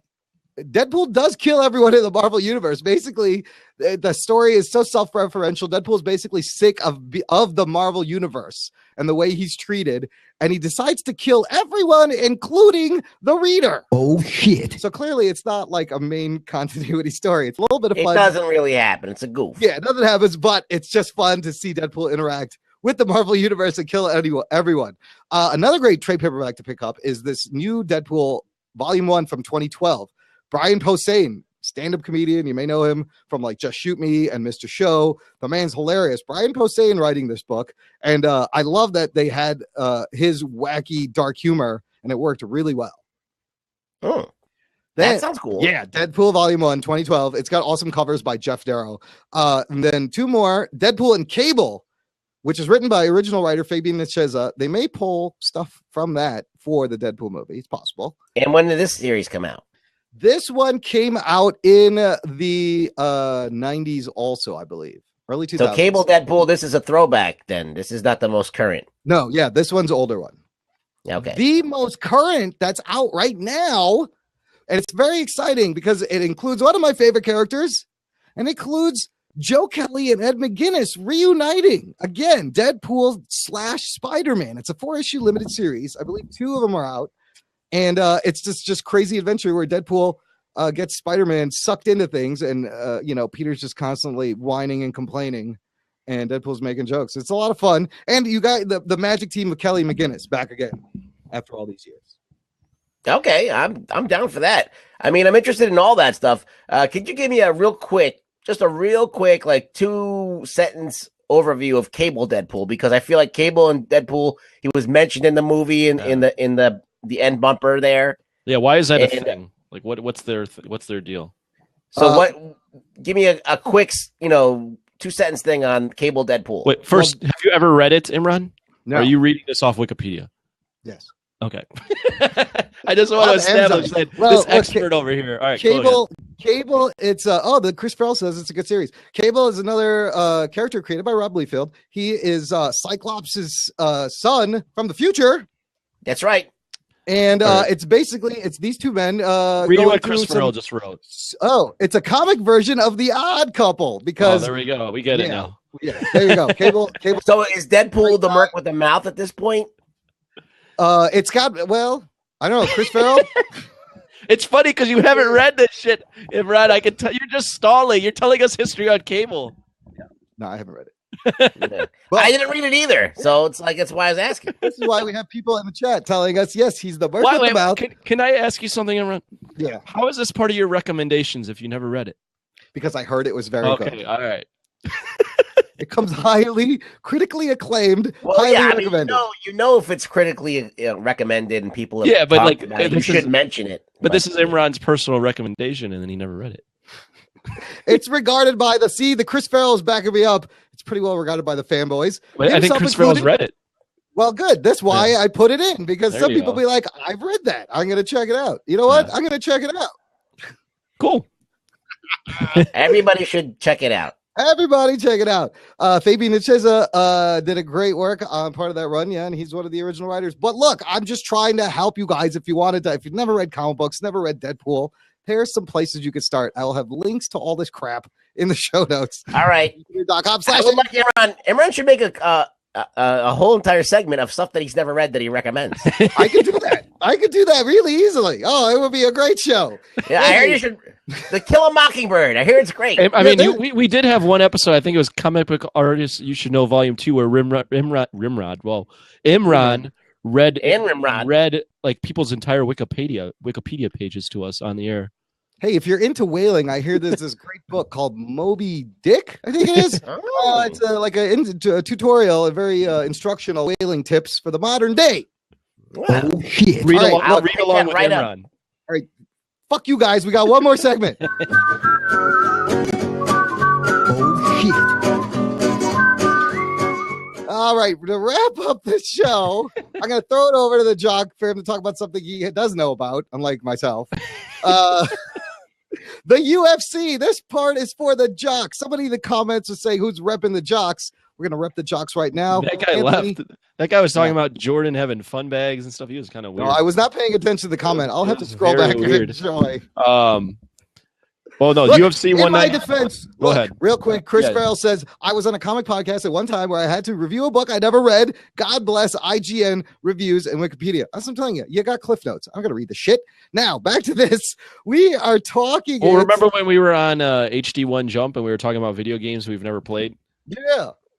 Yeah, that's happened. Make it till you make it, boys. Anyways, I want to get the scoop on this huge, this big UFC fight coming up. What's going on this weekend? Sure. So UFC 196, it's Conor McGregor versus Nathan Diaz, and they're fighting at 170 pounds, which Conor McGregor usually fights at 145. Oh crap! Wow, so it's a little bit of a weight jump. Also on the card is Holly Holm. You might remember that name because she destroyed Ronda Rousey. And she's defending her title against Miesha Tate. Ooh, what happens if she loses to Miesha Tate? Then does Ronda Rousey still fight Holm? That's a good question. I think Ronda, because we already know that Ronda beat Tate. Right, she's beat her twice. Right, but I think Ronda will end up fighting. This is a huge risk business-wise. It's a huge risk for the UFC just because they want to make Holm Rousey because they think that fight's going to do millions of buys. I could screw up this big fight, couldn't they? Could screw up a big fight. So I think if Miesha wins, they're going to end up doing Ronda versus Miesha and then trying to like give Holly Holm like a tune-up fight so that she can fight Ronda. Maybe they just pay off Tate to take the fall in this one. Do they do that? Nah, they never would do that. You think they wouldn't do that? Of course they would do that. No, come on. They can't. They literally like in Vegas. If you're a fight promoter and you get caught doing that with so much money on these fights, you could lose your promoter's license very easily. It's too much. They wouldn't do that. There's been a lot of times where they've set up fights that they wanted to go a certain way and they haven't gone that way and they've lost money because of that. Damn. But what about Conor McGregor's a huge? Yeah, that's the bigger fight. So he's fighting for the title also, right? That's a title fight. No, he was going up. He's 145 champion. He was going to fight. Oh, this is a different weight. He was going to fight the guy at 155 named Rafael Dos Anjos for that title. So he was going for 2 belts. Oh, jeez. Rafael Dos Anjos 13 days ago broke his foot, so he had to pull out of the main event, and they had to find someone late replacement. Nate Diaz is a big name within the UFC community. He talks a ton of shit. He called out Conor McGregor in his last fight. Look up Nate Diaz's post-fight speech after he won his last fight on Fox TV, and he just expletive rant on Conor McGregor, and they brought him in on 13 days' notice to fight Conor McGregor. I thought that Conor was going to fight Uriah. They had talked about that, but Uriah is way too small. That's not a fight anyone really wants to see. No. Okay. The intrigue is Conor fighting up in weight. He's been talking about fighting at 155 title, 170 title. So he's the money is in him fighting guys that are bigger than him now. So he went up that much? How much bigger? Like 30 pounds. Yeah. How much does that now? How do you compensate in your fight style?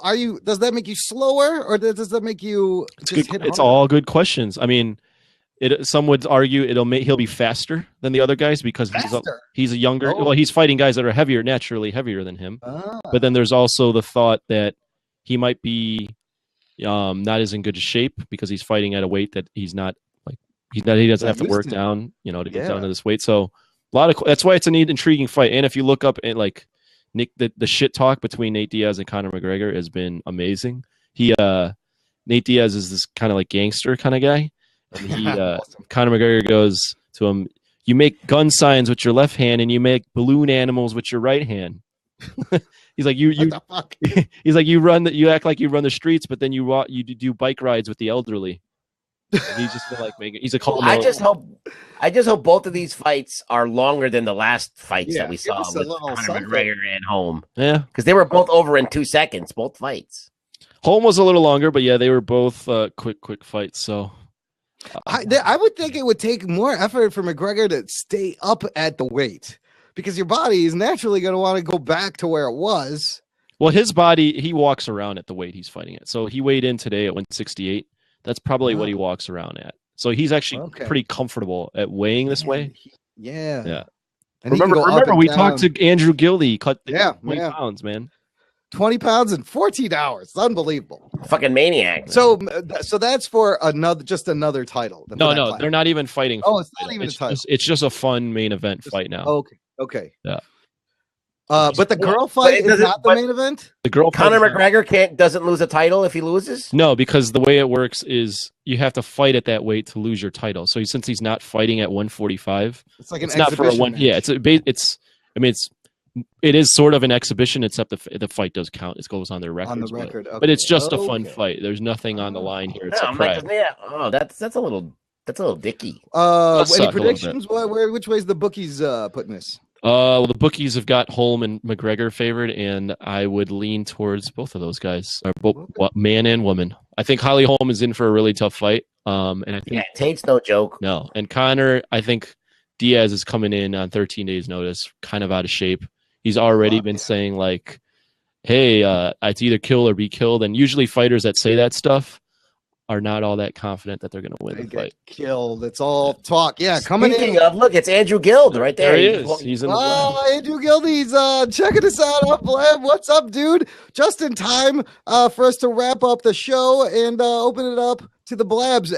Anthony, thanks, man. I'm really interested to see how this pans out. We'll talk about it on the next show. See what happens, what the results are. Yeah. All right. Got a couple of iTunes we're going to review, and then we're going to wrap it up and open it up to Blab with you guys.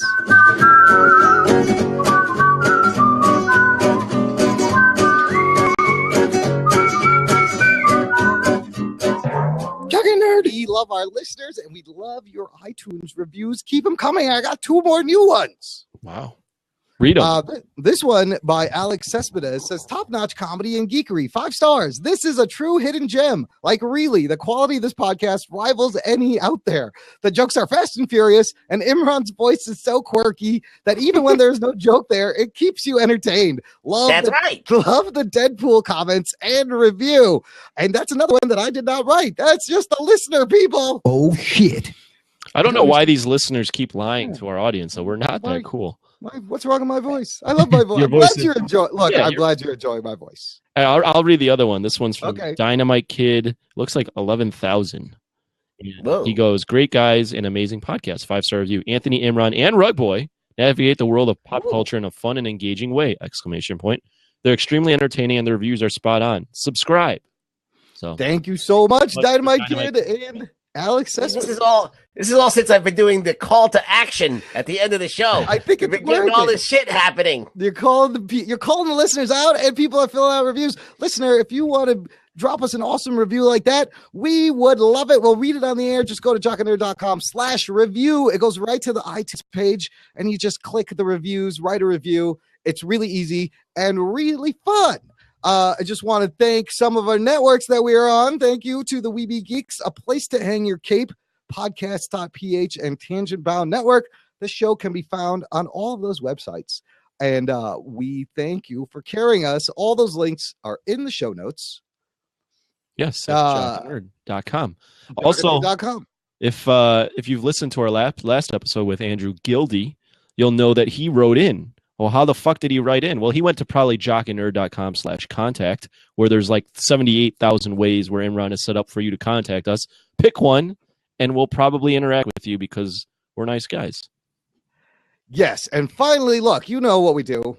Ruggs, what do we tell people? Tell a friend. I want you to do your bit, but before you do that, I'm just going to make a mention that wherever you are listening to the show right now, whether it's on the website, whether it's in your podcast app, whether it's in iTunes, all of these places have a really simple way to just click and share the episode on your social networks. There's a Twitter button. You could share it to Facebook. Listener, right now, I want you to go in there and click share this episode wherever you're watching. We would really appreciate it. And now Ruggs is going to call you out. Ruggs, hold on. Let me do this. Here's the rundown. All right. Before I do my spiel, you can contact me on the Twitters at ReallyRugBoy. You're going to see my name is Rugboy Lives because you know what? Here I am, bitches. All right. Look, kids, you got to get involved. You got to start making the community happen. You can't just be idle and sit there with your thumb up your ass. Get involved.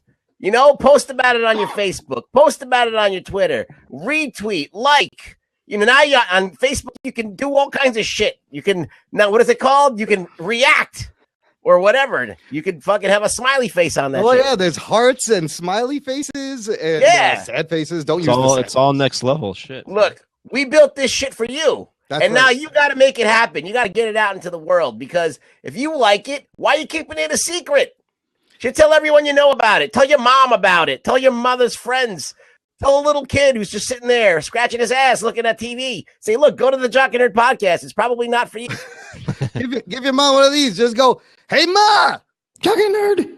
And then go back to whatever you're doing. No, seriously. You know some fucking nerds. Yes. All right? You're on Xbox Live. You're talking. You're doing a raid or something. You're doing some first-person shooter shit. Go, yo, this is the Jock and Nerd.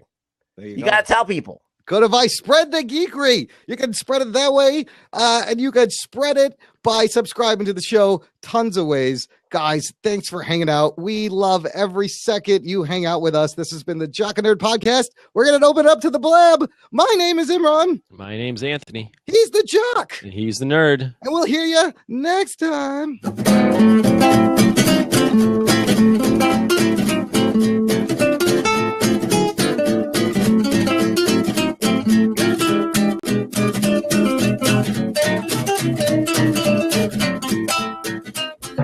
Jock and Nerd. Right on. This is the Jock and Nerd after show now. Listermate's helping us out by spreading our name in the web series community. Can't thank you enough, Listermate. Hi, Jordan. Thanks for working the window. Look great. I love all those graphics. Lots of fun. You did a good job. Yay. Thanks when I figure everything out, it'll be even better. Oh man, it looks dope. It looks super fly. Looks good. I don't think there's much you need to figure out. Looks like you figured that shit out real quick. Jordan does not fuck around. Dude, that's awesome. And feel free to just try whatever, whenever. It don't matter. Yeah, next I talked to Imran about this, but next time we'll try and see if we can get videos to play. And maybe, what did you say you were gonna give me some graphic stuff? Well, yeah, I'll get some more images and stuff. It's gonna be a multimedia event, people. It's gonna be fun. So the more I mess around with it, the better it will be. Yeah, and then we learn by doing, man. This whole show is an experiment. So feel free to run whatever and have fun with it. And we love all you guys for hanging out. Let me ask you something, Imran. Yeah. Any of those Deadpool books did you read? Oh yeah. I've read the Deadpool Volume One with Brian Posehn, and I have like the whole run of that almost. And the Deadpool Spider-Man I've read. I've probably read everything, and I don't remember it. See? So it's all relative. Whether one remembers or not, there's always the cliff note. I could tell like after a while the way you were talking about, I was like, he's fucking reading this shit off the internet right now. And Ruggs called me out on the one that I really knew the least about. Because he glossed over it. And I was like, wait a minute, that sounds like the most relevent one because the movie's about it. Like Deadpool and Cable. And then when he asked you started going into the history of Cable as if we didn't know. Like, oh, he's Scott Summers' grandson. We're like, oh, that's not what he asked you. It's I like how he described it though, like the odd couple. Odd couple, yeah. Where Deadpool's probably like the wacky and Cable's the straight guy who can't fucking handle his craziness. There's the Chris Farrell. Hey, Chris. Has you want to jump in? Has Chris been on the commenting before? I've seen him around. He seems pretty knowledgeable. Yeah, he knows his stuff. Do you want to come in? Feel free to jump in. He's friends with Stargate Pioneer and those dudes over there. Or we could get we could get Andrew. He's chilling. All right. I'll open up the fourth square. All right, gang. If somebody wants to jump in, we want to see how many people we can jump in for a few minutes and then jump out, and we'll rotate through and see how many people we. I've never been on with this asshole. Let's get this guy on. You've been on with him, haven't you? I've never been on with Tony. No. It's the other Anthony. You know me, Anthony. Yeah, you know this guy. I know who he is. I don't think I've ever been on with him. All right, this is great. Because every week you leave early. Chris Farrell is setting up his life. I'm sorry, man. I mean, it's a fucking Friday night. I can't just be sitting on the blab all night. That's where the kids hang out on Friday night. But We got Tony and Tony. We need one more Tony, and we hit the trifecta. They've done it again. We would just have to change our name to with the I, right? Is it Tony? Tone. Tone. Oh, that's right. Too many Tonys. But how's the puppy? So what's up with that puppy? Hey. He's She is rambunctious. Are you babysitting that puppy, or is that your new puppy? Yeah, I'm babysitting this weekend because my brother and his boys, my nephews, have gone on vacation and they left me to babysit. Let me ask you this: how many times? How many times has he peed inside already? Once. Okay. Oh, okay, that's pretty good. Yeah. Tony, where are you from? I'm from the South. Anywhere specific? He doesn't want to be specific because he doesn't want Imran to show up. I'm right outside your door. We should get Annie the dog to read the dog. I grew up in the South. I grew up in North Carolina, and now I live right over the border into Virginia. So. Oh, nice. I couldn't tell. I couldn't tell you were a Southern. There's no accent. I'm from the South. I'm from the South. Teenage Mutant Ninja Turtle shirt on. I love puppies. So, puppies are. Did you know that Deadpool made a few appearances in the She-Hulk comics? Oh, definitely. He's been around. Yeah, he makes appearances everywhere. Here's the thing. There's tons more like mini series that they put out with Deadpool every year. Like it's almost hard to keep. When I was a teen, I read the She-Hulk comics really a lot. I mean, I read them a lot. And the new version of the She-Hulk comics, he showed up a lot because she would always break the fourth wall, and he would always pop in like, "What are you doing, girl? Stop it! I'm supposed to do this." Plus, he probably need a good lawyer at some point. All the fucking shit he pulls. Yeah, he'd always be like, "Do you think they'll ever make a She-Hulk movie?" They could make a really fun series. Big green tits, but they already did that with Guardians of the Galaxy. They made Gamora. Well, that's almost like a She-Hulk. Oh yeah. Well, I've heard through the web series community that they're supposed to be doing a movie where she appears in some of the future Avengers movies, like does a appearance. But let me ask you something, Tony. Why were you reading a bunch of She-Hulk comics? Like, what was the interest for you? Oh God, you really want to know that? I mean, was it sexual? You like the green tits? That's what I liked. I mean, I'm not even gonna hide it. I just noticed something, and I want to mention it before I forget. Yeah. Both Tonys have wood paneling behind them. Oh, that's a good point. Now, all we need is both Tony's mom to walk into the room, and then we complete the whole series. You know what? That could seriously happen in both squares right now. Let me tell you. They're really extreme. Tony has Michael Jordan on his, and then I have the Starship Enterprise meeting up with the International Space Station. There you go, from jock to nerd. It covers the whole gambit. I love it. I feel like me and Tony would have been really good friends in high school. You guys are next door. I can totally see it. I think the Tonys are in a room next door to each other. Oh yeah. Yeah. The puppy's making noise. Puppy. She's being rambunctious. You know what's weird? I love puppy breath. There's something about puppy breath. It's different. It's different than when they grow up. Their breath changes. But it smells like shit. Yeah, it smells horrible. Puppy breath, though, there's something about it. So I don't know how to explain it. I think it's probably because the teeth aren't rotten. It's the smell. It's the puppy smell. It's different than the dog smell. It's just puppy smell. I don't know. Does that make sense, Imran? Yeah, it does. No, I know the puppy smell. It's like new car smell for dogs. That's all. Yeah, it's like needs more dog. Here. You want to see? You want to see something you can play with? Look, you can play with that right there. Hey, he's a little guy. Look, you can. Look, girl, actually, you can play Rug Boy right there. That's a first, a puppy on the show. We've had dogs. I'm really weird with dogs because sometimes they just put me in their mouth and they shake me a lot.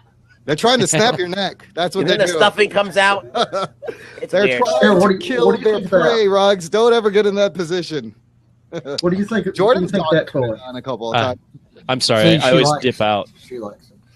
Yeah, no, it's This is Dixie. Hey, Chris Farrell, you ready to come on? Anthony, Tony, I want to meet this dude, Chris Farrell. You mind popping up? Yeah, let me let him off. But yeah, Thanks. Imran, shoot me a message when you Yes. get a chance. Thanks for hanging about, Hey, you know, thanks for all the support, project. Anthony. We love you. Oh, you're welcome. Imran, shoot me an email about that project. We'll look it Yeah, over will on the do. side. Thanks for spreading the geekery, my friend. Yeah. So You're the Tony, man. we need to blab more. So, yeah.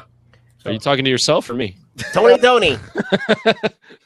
Anthony does not blab outside of this stuff. I'll tell you that right now. I am a strictly a jock and nerd blabber. I might eventually jump on the blabs, but I don't know. I just haven't done it yet. He's too cool for blab doing Yeah, this. there's got to be like some 20-year-old broads that are available. Then maybe think about it. If you're in the Chicago area, Oh, look at this and you guy. have a D cup. What's up, Chris Farrell? What's up, guys? We're like mirror podcasters. We got the I love this. That's what I do, man. I have an unhealthy habit. Look at that audio, bro. Dude, Holy this guy is legit. He's friends with Stargate Pioneer. They got a whole network and geek podcasts, and I love Better Podcasting Show. And you guys, I love what you guys are doing over there.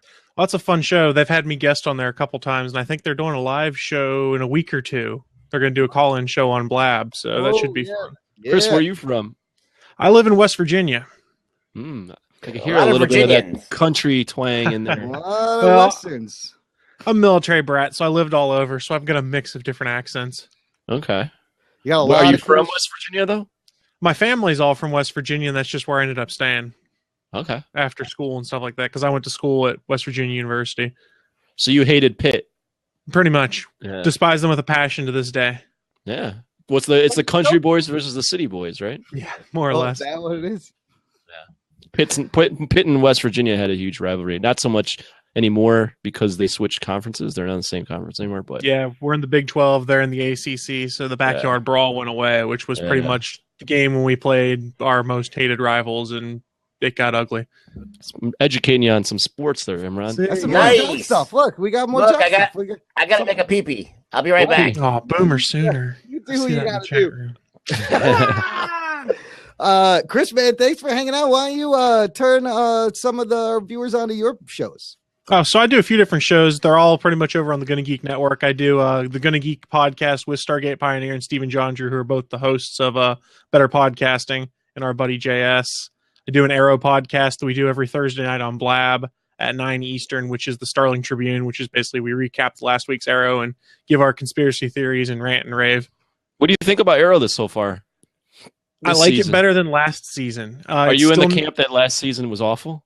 Last season wasn't awful, but it was a step down, and that's because I think they're dedicating too much time to Flash. Yeah. And that's what worried me about this season is they've got Flash, Legends of Tomorrow, Supergirl, and Arrow going, and that's what had me worried. And they seem to have brought Arrow back, but not quite to season 2 levels of back. Yeah, I agree. It still hasn't hit that season 2. Season 2 had lightning in a bottle, and they found the best bad guy for the show. Nobody's been quite as good as Slade Wilson. Now, Damian Dark is almost that good this He season. almost is, but he's not. You guys look like fags, dude. Well, thanks, sir. Right back at you. Love it when you get blackjacked.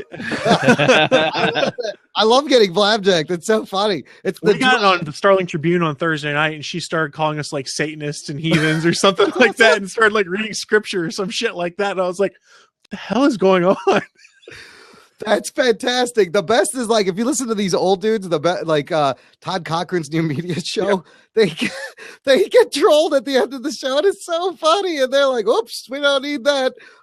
Hey, it's gonna happen. You put yourself out there. What are you gonna do? What's up, Jeeves? What do you think's gonna happen moving forward with Arrow? Damian Dark's not out of the picture. I mean, Oh, he's gonna get his he powers is. back somehow. Like another totem. He has another totem stashed somewhere. Some kind of totem or something from the island is going to come into play. Whatever Baron Ryder finds in the island is going to come into play in Star City at some point, I think, and that might be what empowers Damien. Jeez, I hope they tie that together because what's going on in the flashbacks? Something's happening. The But flashbacks are just not as good this year. The flashbacks haven't been as good since season 2 again because it was easier to tie the season 2 flashbacks into what was going on now, and now it's just like, okay, this might do something. I don't know what though. I missed that. I missed season 1 flashbacks teased Slade, so then that built in like it was a perfect combination of things that built into season 2, and yeah, they haven't been able to have a villain that has that much of a personal connection to Ollie since. I missed the flashbacks kind of reflecting the theme of the episode, like per episode. Yep. It was really well put together. And now it's like, I don't even remember what's going on in the last flashback. The best thing the flashbacks have done this season was bring in John Constantine.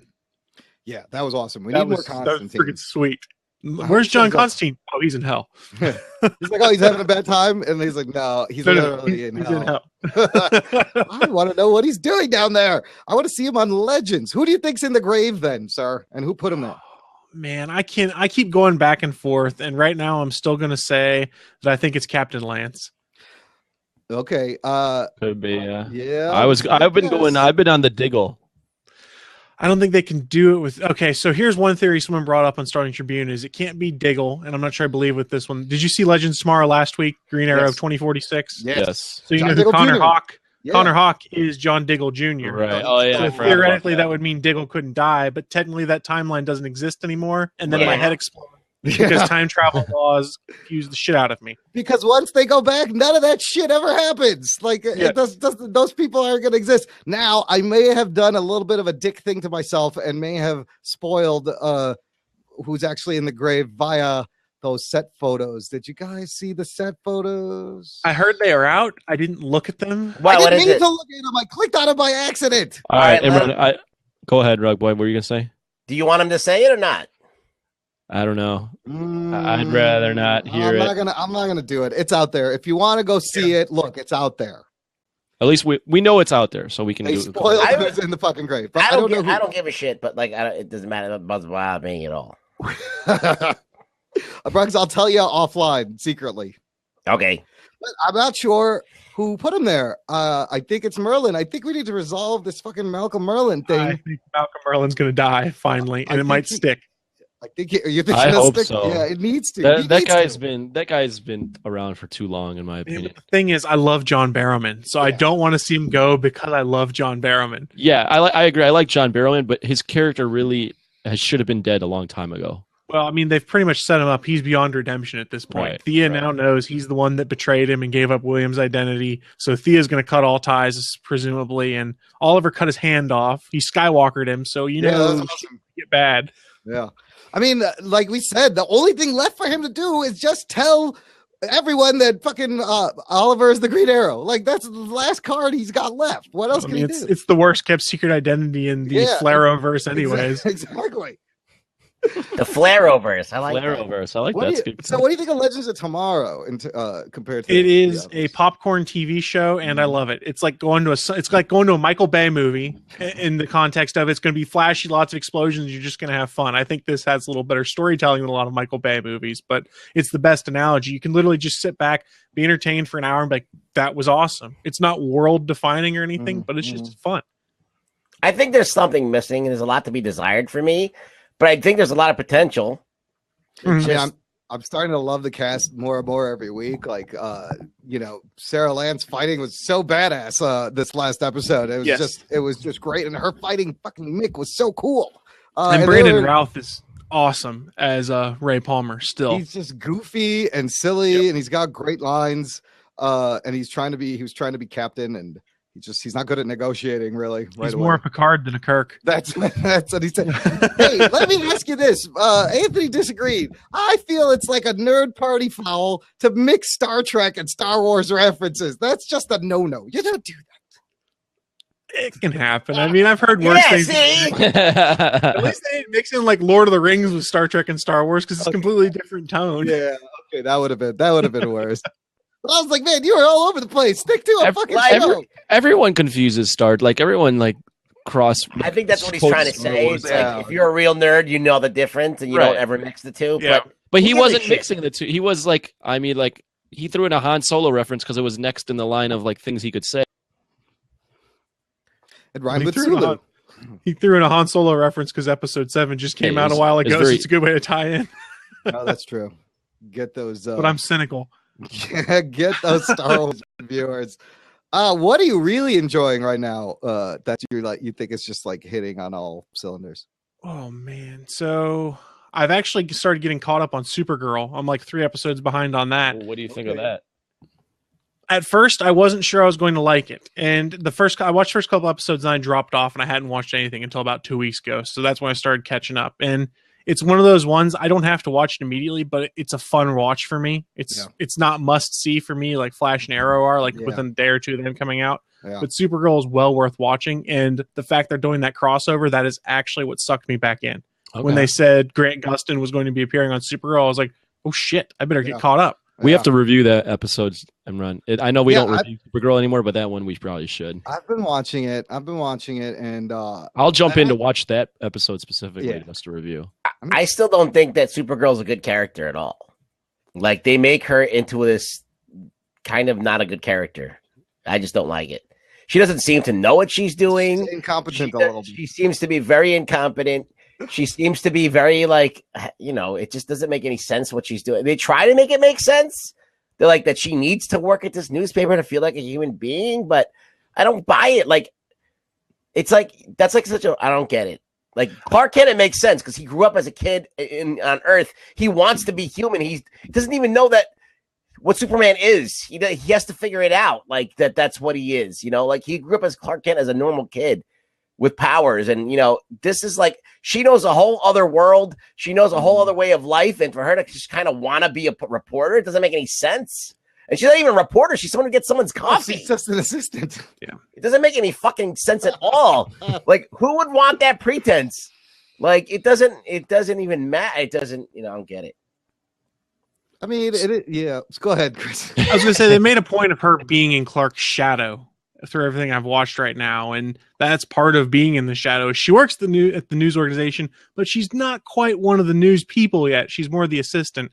They're really stressing real hard this season the growth and the development of her becoming a hero, and I think that's part of why they keep showing all the screw ups and it's still the journey and all of that. So they're doing their whole journey to her becoming legit, and I don't know how long they're expecting that journey to take, but they got to be careful. If they make it too much of we're taking forever to build up this character, people are going to start dropping off. But that's the thing. It's like, okay, like Clark Kent and Superman, that he is beyond us in every single way. His intellect is beyond us. He's pretty much, beats a human being any way sideways. Okay.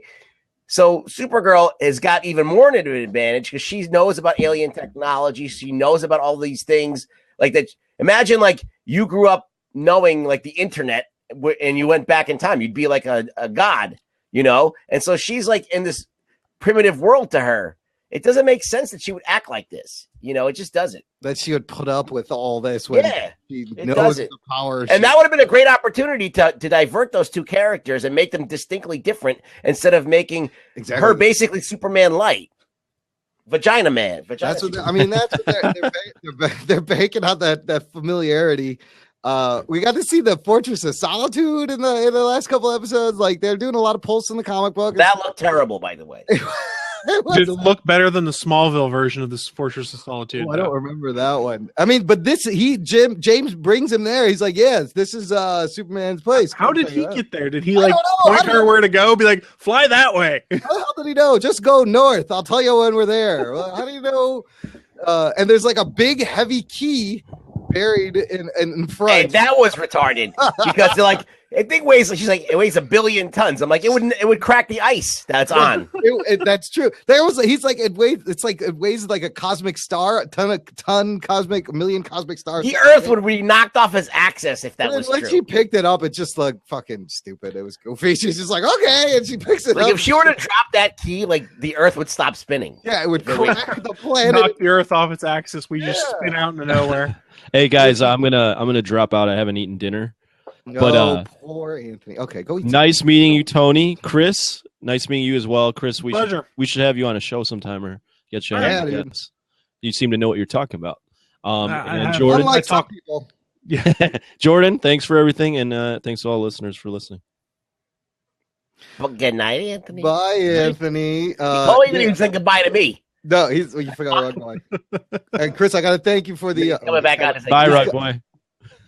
Yeah, that's right, buddy. I thought you ignored me. He should have came back on and been like, "Go fuck yourself," and then left. Yeah, he should have laughed at this. So that'd have been funny. Fuck off, Imran. What? Good night, everyone. Fuck off, Imran. Okay, there we Oh, go. don't you go fuck yourself. That's what I'm talking Yeah, about. I like that. Thanks for the assist with the Deadpool, by the way. Oh, sure, no problem. Sometimes that happens, but I've been there before, man. Yeah. I used to do a Walking Dead podcast, and we were podcasting on time I was falling off with the series, and I didn't tell my co-host, but 2 episodes in a row, I hadn't even watched the episode we were talking about. I had just gone and watched a recap and read a couple of recaps, and I was like, yeah, I know what I'm talking about. I had no clue what the hell I was talking about. Well, listen, Chris, I actually watched the shit and I don't remember it, so it's the same note. Yeah, same difference, right? That's like a rug boy move there. But yeah, man, this is just an exciting month, man. We got Daredevil season 2 coming out. Oh man, it bums me out though because I'm going to be in Chicago the weekend. You're going to be. I was going to say that it's C2E2, and you guys are doing a panel there, aren't you? Yes, we got a panel going on. So my girlfriend's like, "Well, I'm going to watch it without you," and I was like, "As long as you don't spoil me, I don't care. Watch it all you want, but don't tell me a damn thing that happens." Oh, that's going to be rough because you're like, "Damn it, she's watching it right now." Oh, Now, can I ask Chris the question? Of course, sure. About when do you binge watch these things? Like, how many in a row do you watch? Like, what's the pace that you watch? I generally end up spreading it out over a few days because I had to do it with Jessica Jones because I think if you binge watch that, it messes with your head because that show is so intense. Yeah.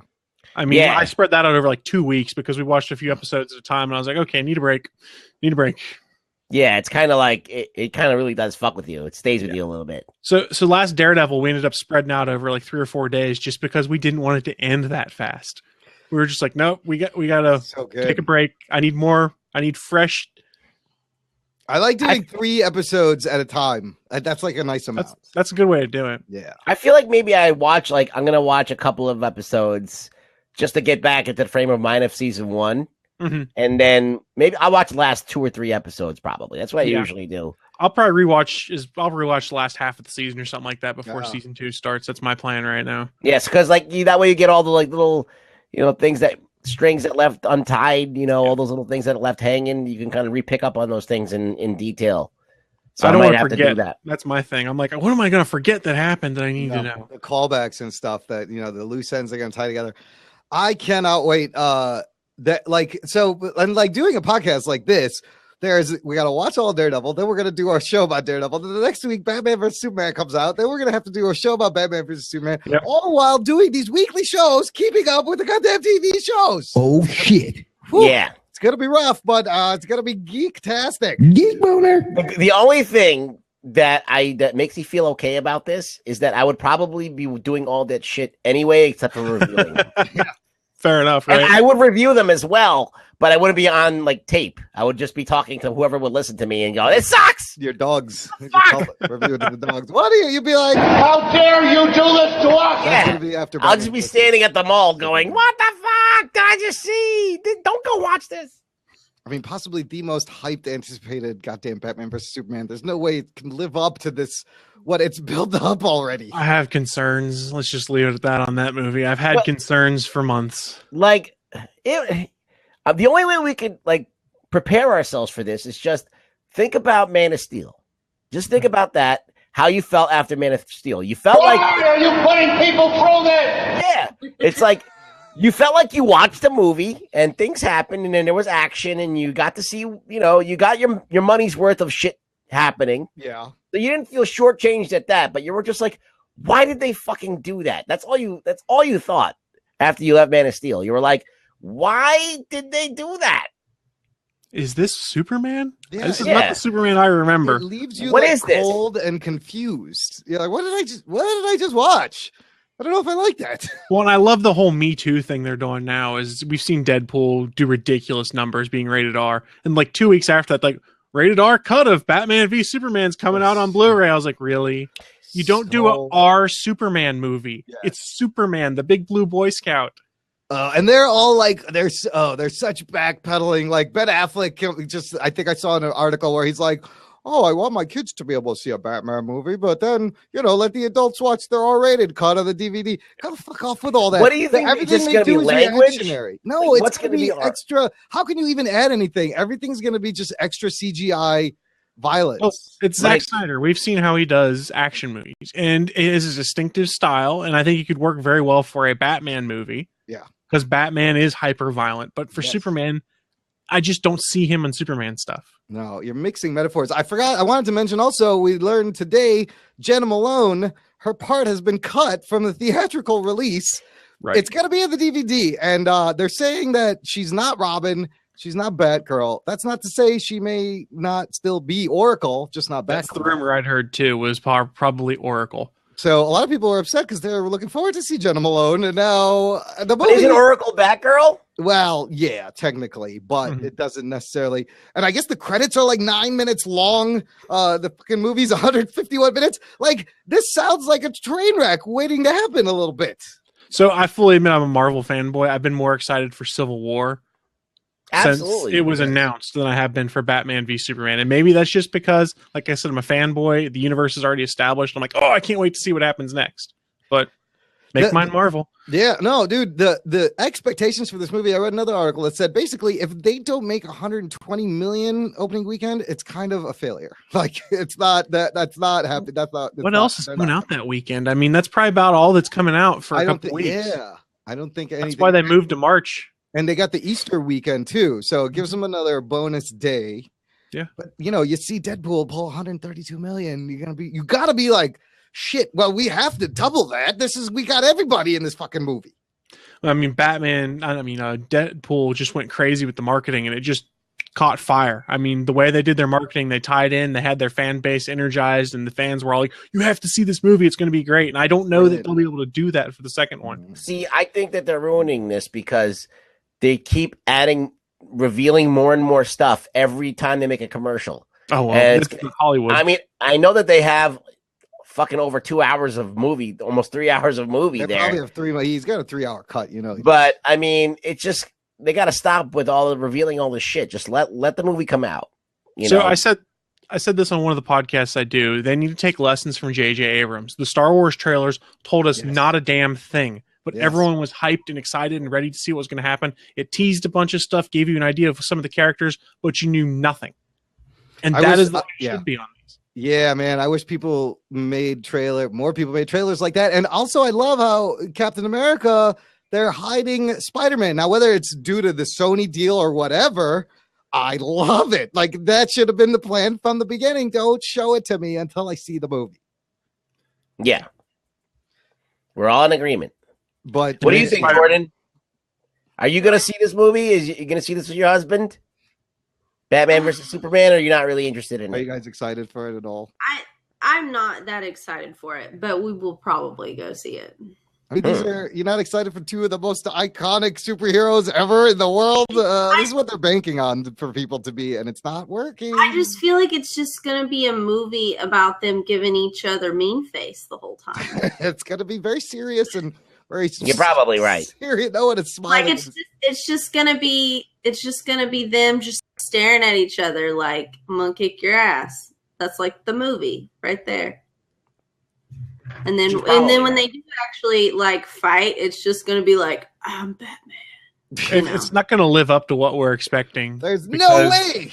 We've all seen Dark Knight Returns, clips from the animated movie or read the book and things like that, and everyone's like, "This is the fight we need to see," and that's the fight they tried to emulate in all the trailers and stuff. But there's no way it's going to be that intense because that's a fight between 2 guys that have worked together forever, known each other. There's a whole history, and it's a grudge match almost. And yeah. I mean, the Batman fight scene in the last trailer is that's like the best thing I've seen out of all the movie. But that scene is unbelievable. Like, it kind of almost turned me around, but then I'm like, wait a minute, it's just it's 30 seconds of the thing. But man, you've never seen a Batman fight like that in a movable suit in fabric. Look that badass. The Wonder Woman and Gal Gadot looks pretty awesome as Wonder Woman too. Yeah. I mean, I can't wait to see what they do with that. That has me intrigued also, the Wonder Woman movie. More so than Batman v Superman. And maybe it's just because Man of Steel sucked. Yeah, and I feel like it's going to be just like Man of Steel. Like, if you like Man of Steel, you're going to like this.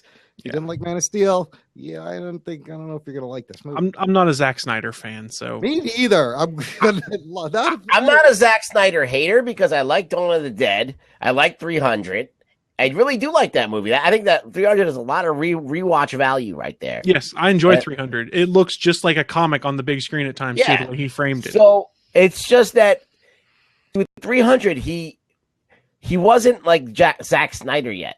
Yeah. He was just a guy trying to do this comic book and do it right. And then he became Zack Snyder, and he became this guy that people, that he can. And now he's kind of like making these decisions. I don't know. He got too much power. I just feel like the blank versus blank movies are just the ones that always get the most overhyped and don't end up always being the greatest. Like Freddy versus Jason. Yeah. Yeah, that was not a very good movie, was it? What's another one? Godzilla versus Mothra. No, that's a good one. No, all the Godzilla versus ones are always good. There's always a good. They should just make Batman versus Godzilla. There you go. Batman versus everyone. Yes. Well, look, that would be cool. Like, how would Batman take care of Godzilla? Batman kills the DC universe. Yeah. Yes, they should call it Deadpool and Batman, and how would Batman kill Godzilla? Well, he would. Well, here you go. He'd look him up on the internet, and he would find what Godzilla wants, and then give it to him. Find out what he likes to eat, and then bring him some of that, and then they'd be friends. And then, there you go. Maybe he just leave. Here you go. Here's a link for you. What is this? Godzilla versus Batman, the ultimate show. Oh yes, this is awesome. Ultimate Ultimate Destiny, rather.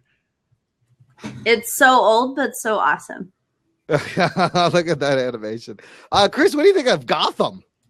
I don't actually watch Gotham. It was one I was going to try and get to, and there's too much shit to watch on TV, so I just never got to it. There really is. We started reviewing Gotham week by week, and then every week we were like, what the fuck, Gotham?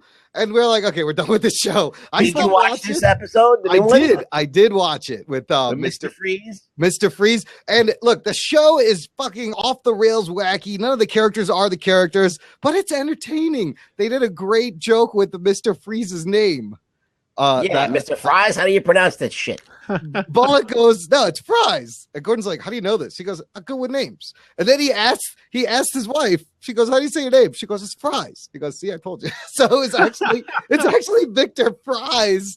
It's kind of funny that they did that. And no, she says Fries. Fries, yeah. Once Fries, 3 times a lady. If you don't expect Batman or anything related to anything from Batman, it's a fun show. They didn't even go to Bruce Wayne at all. Oh, yeah, we didn't see him. Lori Petty is showing up in a future episode looking like a female Joker with like white makeup and green hair. Like, I don't know what's going on. It's on my list to get to eventually. I've heard season 2 is actually much better than season 1 so far, but I just don't have time, man. It's going to frustrate you a little bit. I think that if you're watching it with somebody who doesn't like comic book shit, it's good because it's not like superheroes. It's like it's just cops and weirdo villains. The villains are like the weird thing, and they're like the unbelievable thing. But there's enough kind of horror aspect, I'll say, to it, or a mobster aspect of it to make it intriguing to people who don't read comics. Okay. But that's why it frustrates me because you don't know what time period this is. There's like old timey cameras and corded phones, but then there's computers, but then there's it's all mixed up. Nobody has they have cell phones, but they're using typewriters. I don't get it. It's just they try to make it feel like the cartoon Batman animated series, basically by doing the throwback feel to it. Yeah, mixed with like Tim Burton, mixed with a little bit of 66 Batman wackiness. Like it's all over the place. It's all over the place tonally. That's what really annoyed me. But if you just shut your mind off, it's fun to watch. I think it's unique in that way, but it does confuse the shit out of you. But they're having their own fun with these characters. And now, in this world, Batman occurs because of the villains, not the other way around. That probably maybe makes a little more sense. Yeah. That's what I don't like either. That the villains they occur because Batman.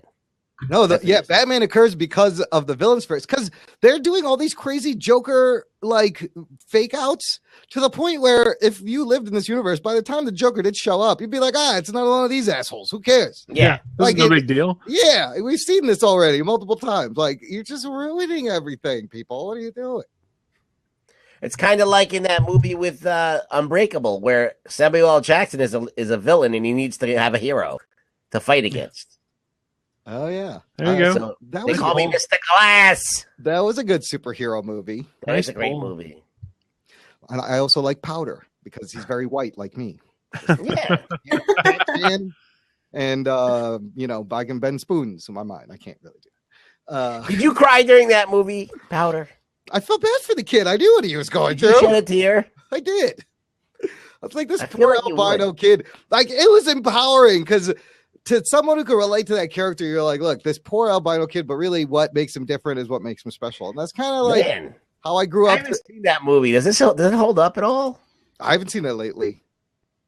I don't know if it holds I don't up. think I've ever seen I've it. never heard of it. You never seen Powder? It's about this like white albino kid in the sticks, and the kids mess with him, and it turns out he has powers. He like can float things and bend things, and he's just bullied, and then these powers manifest, and it's pretty cool. Huh. It's weird. Yeah. It's very weird. Yeah, it was one of those sleeper movies. It's not about cocaine, which is what I thought, and I was very disappointed. Very disappointed. It does kind of lead to that in the title. What? Sylvester Stallone reportedly cast in Guardians of the Galaxy Volume 2? So what I read is it's a cameo of some kind.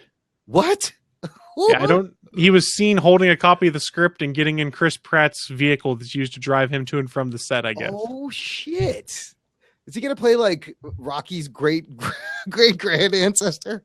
I have no idea. Everyone's like, "Oh, he's gonna be Peter Quill's dad." I was like, "No, he's not. No, he's not. He's got to No, be. that's Kurt Russell." They got to go with Kurt Russell. It's the perfect casting for his dad. Like, of course it's Kurt Russell as his dad. That makes so much sense.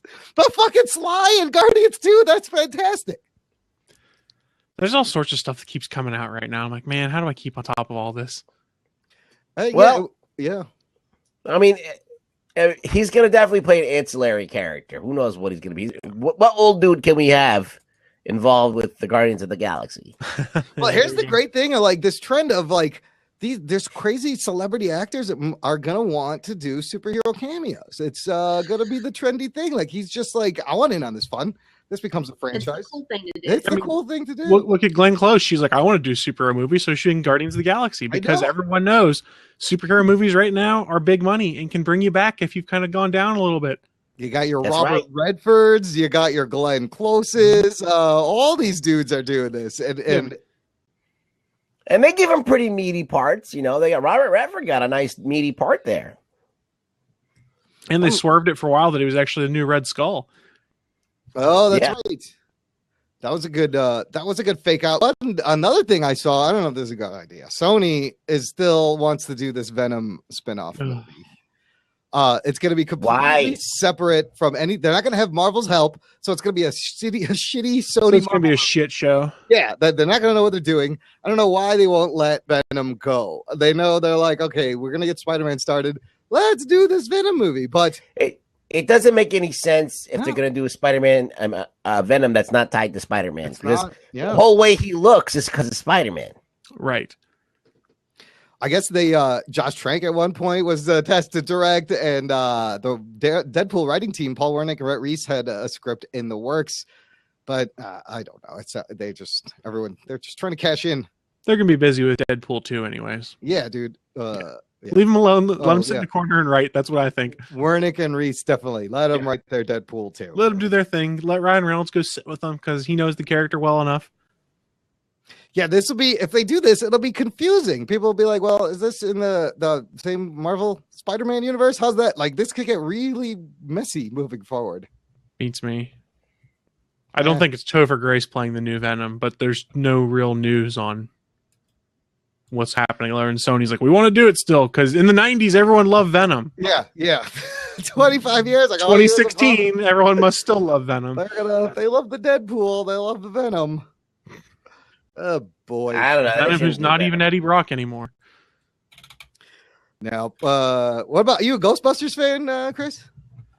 I am. I watched the trailer and I like the fan recut trailer better. I saw that. I didn't watch that, but I saw somebody had recut it. What did they change? They just changed around the pacing a lot and they trimmed it down and took a lot of the extra crap out. And they did the pacing and they have like a remix of the Ghostbusters song in it, which is kind of cool from a nostalgia sake. And nostalgia sells, obviously. But I just thought the pacing was better on that one. And I don't know. I'm so on the fence. I don't know whether it's going to be any good or not. And I know I can't say I don't like it because then I'll just be told I'm a misogynist. There's no way to win this conversation. Yeah, I can't legitimately not like it because they'll be like, well, it's just because you're a dude. I'm like, so? I love I want to watch it for like Kristen Wiig and like pretty much everybody they cast in it. Because I feel like that even if the movie is not that great, Ghostbuster wise, they'll at least be entertaining.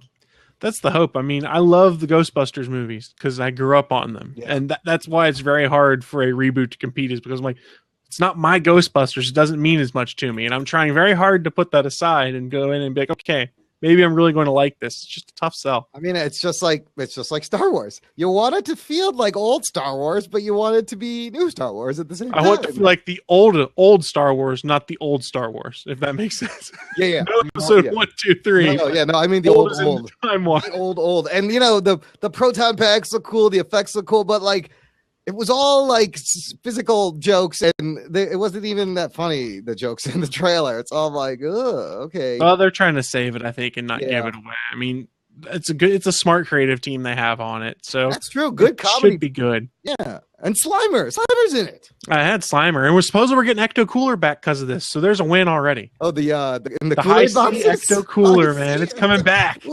I don't know. This whole thing about the girls, Ghostbusters, I feel like it's too contrived in a way because it doesn't. I don't know. I feel like in reality, if you were going to form a team, it wouldn't be exclusively female. Like I could see the likelihood of one guy being on the team or somebody being like just the law of averages. Not even has to do anything with whatever that a guy has to be involved. But I mean, usually you have a guy's around to do something. Well, I mean, they flipped everything and made Chris Hemsworth the stupid receptionist. Supposedly he's the bad guy is what the rumors are. Oh, really? Yeah, that's the twist. Because they had that whole throwaway line of this can possess things, and they had that scene of Melissa McCarthy possessed. Yeah. So the theory is that Hemsworth's character gets possessed. It just I don't know why. I mean, this is, but I mean, we don't really see it in our real reality. I feel it seems like a forced flip just to flip. Yeah, because when they make like Young Guns and then they make an all-female Young Guns. Yeah. An all-female cowboy movie. It's just like it's okay. I mean, we get it. Like I don't mind it. I like to watch chicks on screen, but like it just doesn't feel like the grounded in reality. It just doesn't. It could have been an awesome co-ed team. New Ghostbusters. Yeah. Well, I mean, and there's also rumors there's cameos of the original cast in there, obviously, other than Harold Ramis, because he's passed away. But I mean, the thing that really kind of took me out of it in the trailer a little bit is they try and call on that nostalgia at first, and then be like, "Oh, everything's different though," and I'm like, "Oh, I miss my Ghostbusters." Yeah, like I don't know. I think two wrongs don't make a right. Okay, yes, you have an all-guy cast. Yeah. That's a little bit, chauvinistic, and that guys do all this stuff. Blah, blah, blah. Let's go the other way. You don't have an all-female army. We just don't have it. Yeah. It's just, it just doesn't, I mean, the only place that exists is in the Amazonians. That's the only time that we've ever heard of an all-female army. It just doesn't, I don't know. It just doesn't make sense. Like, when people do that stuff, it's too contrived. And I feel like two wrongs don't make a right, I don't know. It's full forced. Sorry. Well, I thought the whole premise was forced to begin with. I want to be proven wrong. Well, I mean, the whole premise of flip flop everything and everything that was managed. Does anybody know what the actual story is? No clue. And the trailer doesn't tell us, which I'm cool with. Yeah. The trailer doesn't tell us. It just says, "Hey, it's Ghostbusters," and I'm like, okay, I'm cool with that. I like just take any industry that's female dominated. There's still guys involved. You know what I mean? Like, you even take fashion. Like, you got guys there, that are doing that are making fashion, that are designers. So, I mean, I know women are like, they want to create, they want to create this fantasy or whatever, this reality, so to show everyone that women don't need guys around to do anything. But I just feel like, I don't know, just something, it's a little forced. That's all. This group, though, they kind of seem to have like like the chick comedy genre, like the chick adult comedy genre, like Bridesmaids and that, and people enjoy that in that vein. But this is Ghostbusters. I don't know. The only thing I can think of reason why it would be all women is just, I mean, just to do it. No, well, yeah, just to do it. But I mean, being a girl myself, if I'm going to start something like the Ghostbusters, then you pick the people who are the closest to you or your friends or people that you think would work well with you. And most likely, if you're a woman picking those people, then you most likely will pick women. Okay, I'll buy that. I mean, that's just my perspective. So, because the bakery that you work at has no men working in it. We have one man, and he's the boss. Oh, okay. And everybody else are female. Okay. So yeah, and that's usually. I mean, we've had men send in applications and everything, but it's usually my female boss that does all the hiring, and she didn't pick people because they're women, but most of the time it's usually the women that they feel will get along better with the people who already work here, which is predominantly women. And they usually also have the most experience in the field that we have.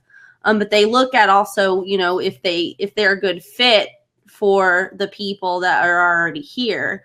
And, if you are starting something like a big group of people to, overtake some ghosts, then she would probably want to work with people who she would feel like she would work well with. And that most likely would be women. Okay. Wow, that's a different mentality than I have. I would say whoever's the best. That's all. I wouldn't care if I got along with them. It's like, fuck if I get along with anyone. I just want to know the best. Who's the best? I'm going to kill some ghosts. I want to know, or whatever. If I want to make cakes or I'm going to make anything, I'm like, who's the funniest guy that I know? I'm doing a show. Who's the funniest? I don't care if it's a girl or a boy. Just whoever makes me laugh. But like that just can be the mentality for anybody. But I mean, even mostly women too, because if we don't get along with the people we're working with, or we don't feel like we meld with them very well, then it's not going to be good for everybody. And we're very emotional creatures, so that's important to us. That is a different way of looking at things, and it does make sense. So, very cool. Good point. See, that's why we need a female perspective. That's why we do need a female to have sometimes. Exactly. I bring the fun in fun bags, y'all. That's like a rug boy line. Way to go. I think he's rubbing off on you there. Well, Rugs is rubbing off on you. Yeah, I don't know what else is going on, guys. Well, guys, I hate to say it, I got to bail actually. All right, Chris. Chris. Pleasure meeting you. Oh, pleasure. Thanks for letting me hop on. It was fun. Absolutely. Anytime we'll be around. We're usually here every Friday. Sounds good. See you in the future then. Right on. See you later. All right, Chris. Bye. Yeah. Hey, did you guys watch that awesome, last night? I guess SNL must have had this political special. It was hilarious. They nailed my God. I saw it. The impersonations, the lines, they look just like them. I didn't know Saturday Night Live was putting this on.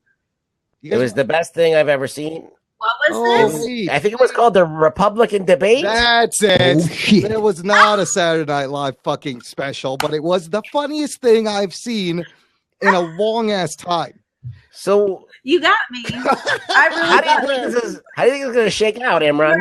I think talking about something. Yeah, that was it. That was going to be funny, but no, I guess the Republican debate it was funny, scary, like a horror movie. We found out that Donald Trump has big fingers and a big dick. And that he says he's got a big dick. We don't know if it's actually big. Have a good night, Chris. Usually, when they say that they have a big dick, that means they're overcompensating. That was. He does have a big personality, and that's probably the only thing. But he's got small hands. He's got great hands. He says, "My hands are great. I got great hands." Dude, one dude had fucking food in his teeth, and Trump is calling you're little Marco Rubio there, and I'm like, what the fuck is this? There's no actual political discussion. I heard Ted Cruz ate a booger.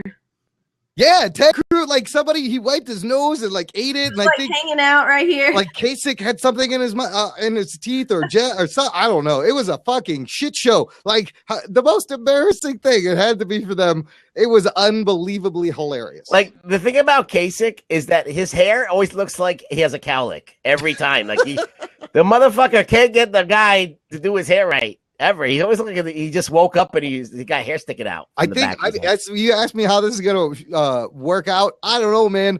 The Republican Party's got to be freaking out. Like they're trying to split. They want like Cruz to win one state and Rubio to win another state, just so it takes all the votes away from Donald. Like this is just a disaster. It's a train wreck, and it's a lot of fun to watch.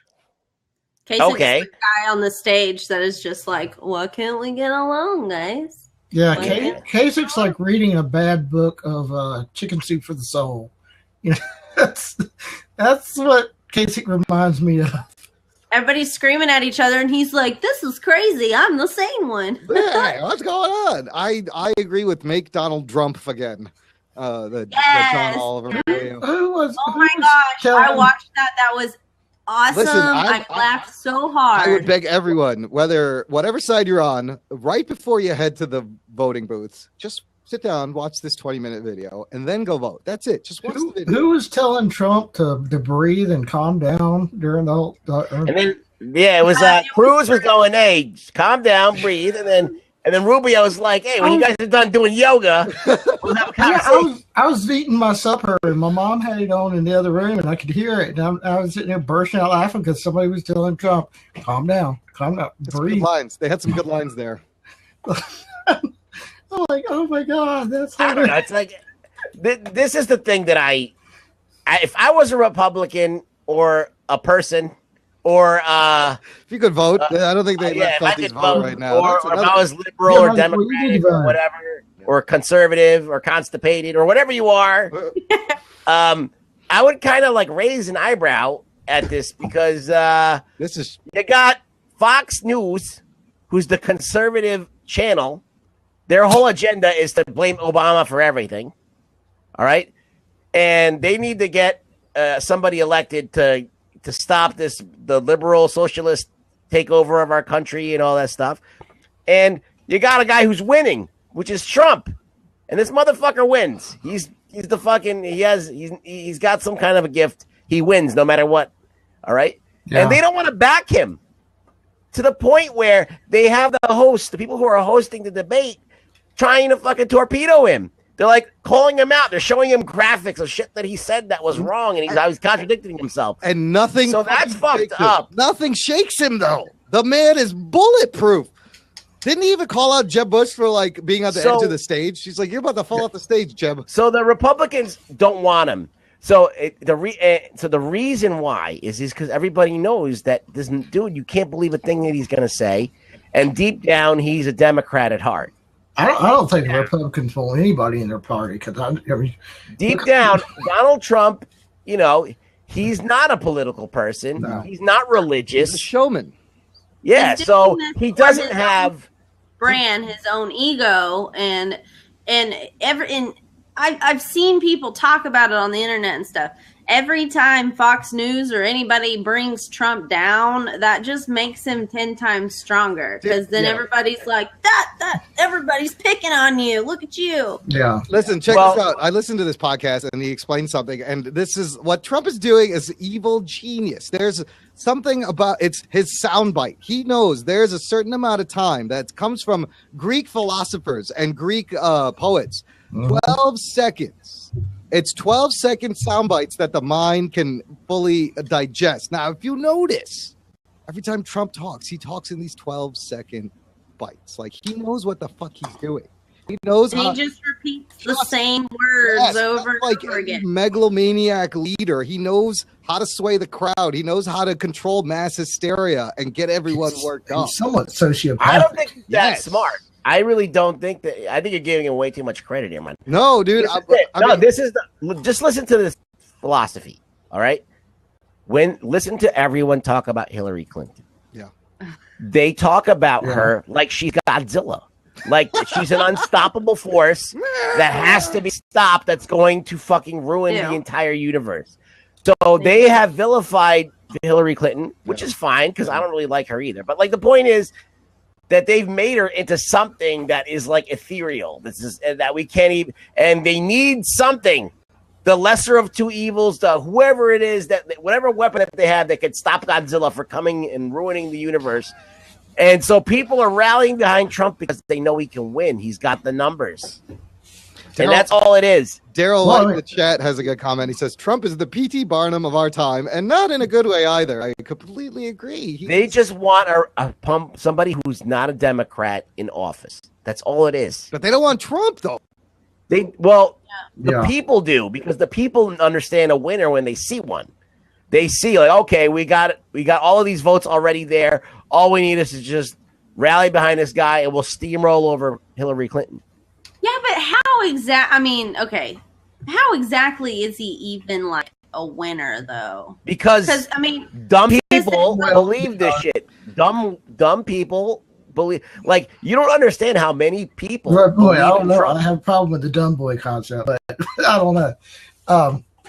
Go ahead, Red Boy. Go ahead. No, you listen. All right, because if you're really a conservative Republican, you realize that Trump is not really that. And so you're fooled by his thing. But this is the genius. You're fooled by his plan. He tells tells people to like him, and they listen. Like, he has not once mentioned anything about his plan, anything about what he's going to do. All he does is repeat how great he is, that he's a winner. I will take this country. It's all rhetorical bullshit. All he does is talk about how much his numbers are. Yes. That's all he talks like, about. I'm winning points here. And the minute anybody puts anything up, they're like, well, I've got 41 points and you've only got 12. But that's the case that he's making. Yeah. He's like, look, I'm winning. If you go with these other two guys, we won't win. And so that's a pretty logical explanation. But he has not. That's all he has to say. But if you go by what Imran's saying in those 12-second bites, he does say something intelligible. He says, I'm going to bring jobs back to the country. That's a solid enough statement to make people. Make America great I'm going to again. make America great again. That's a solid enough statement for people who are put up with the system, the broken system, and they're going to hear things like that. And they're going to say, yes, but these are shallow statements without any sort of plan or idea to back it up. He knows. How many times have we heard this? I agree with that. How many times have you heard people say, I'm going to do this, I'm going to do that? It's just campaign talk. It's just whatever it is.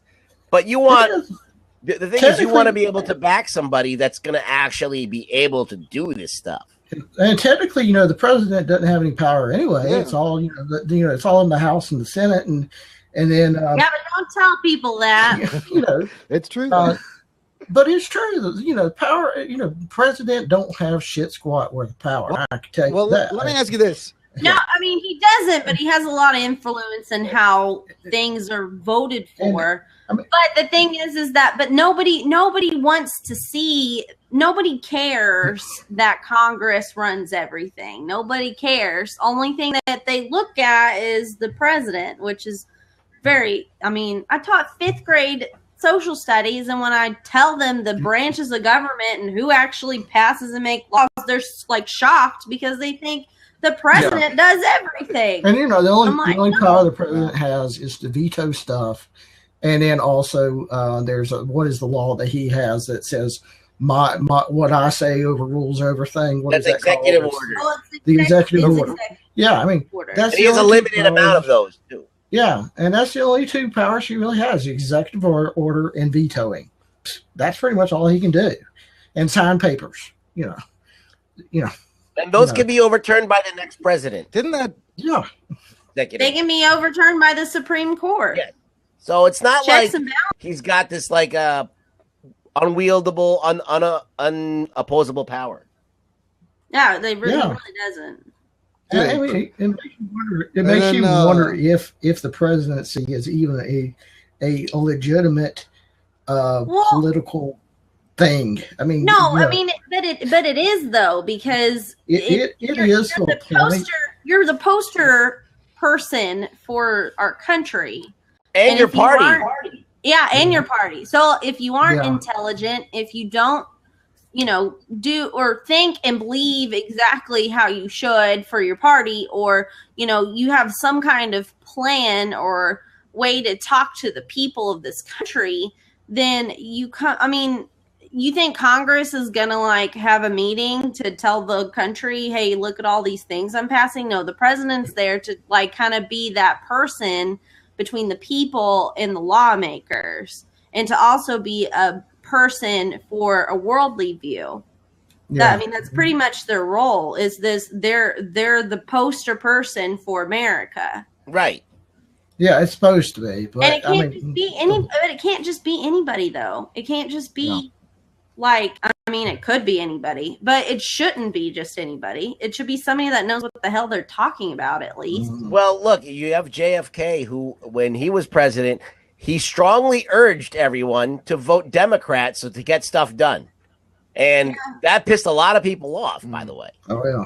Yeah. So a president, if he chooses to, if a president chooses to, he can try in those elections that happen intermittently throughout the 4 years that they're president to try and get more people that will side with the president. And if you have support, like if people like JFK, a lot of people did, like more than half of the people. Yeah. He had a majority, and he was able to get stuff done because of that. Yeah, so that's one of the many bases of why JFK got killed. One of the conspiracy theorist bases is that he went with that attitude, and that people kind of like, nope, we don't like it. So they stopped doing that. They stopped. Like, you notice that people don't do that anymore. They don't go out and stop and go, hey, listen, we need you to elect these people into office so we can get these things. And Obama did that like maybe once, and people like just fucking went crazy. So it's not something that, even though this is what a president's supposed to do if you want stuff to get done, is to try and get people who support him into office. People now frown upon it. Yeah. I mean, but why do you think if we have a Democratic president that mostly you get like a Republican Congress, or if they're a Republican president, it's mostly a Democratic Congress? I mean, it's like it's a cock block. Yeah. Yeah. Absolutely. But any issue or problems, instead of blaming it on Congress, they blame it all on the president. But that's the thing. Well, sometimes they blame it on the president. Sometimes they blame it on the people of the country. Totally. But here's the thing is that people blame Barack Obama for a lot of things that he didn't really have, a lot of control over. And like, I mean, even in the Affordable Care Act and everything, the only reason why that got passed is because Republicans were allowed to make multiple amendments to it to make themselves happy, therefore torpedoing it. And then it not working as effective as they thought it would be. That was actually calculated. Yeah, they basically said, look, we got to get this passed, and it's going to suck, and then people are going to hate Obama. So basically, that was the monkey wrench. It was like a political monkey wrench. I mean, wasn't it Mitt Romney's plan? I mean, it was similar. It was like pretty much almost similar healthcare system that Mitt Romney had, but then they took it to Congress and tried to make a bill out of it, and they added all these amendments, and it pissed the Republicans off, and they shut the government down and everything because they didn't get their way. And then when they finally did, it ended up being a shit show. It's like saying to someone, "Hey, we want you to put on a play of Grease," and then basically give you everybody who's tone deaf to actually be in the play. So they're like, "Hey, go ahead, do it," but you're not gonna get anything that you want. You're gonna just have like a shitty play. Yeah, do your little. Hire a bunch of children. Go ahead, do your little show. Have at it. Yeah, go ahead. Yeah. Listen, man, the man Obama trying to close Gitmo for like 8 years and can't do it. Like, there's some things look, Obama's get done. He failed in the leadership department. He did. He couldn't get people behind him. He couldn't get He couldn't get people to rally for him. People that elected him, they just left him out to hang. So we can blame those people. But at the same time, Obama's, no president is perfect, and he's had his share of fuck ups, and that's fine. Mm-hmm. But in the grand scheme of things, they're trying to paint him into being like the demon of the universe. Yeah. I don't think it's true. I think that he failed as a president. He was a failed leader, but at the same time, I don't think he was a complete joke either. I think he did. I think he still accomplished. So what? Do you want Oliver to come from the arrow and say you have failed this country? Yeah. But I mean, like he failed with like I don't think he failed. I think he just got a D-. You know, like or no, D-. It's C+. failing, but it's a different spin. Yeah, he might have made a D.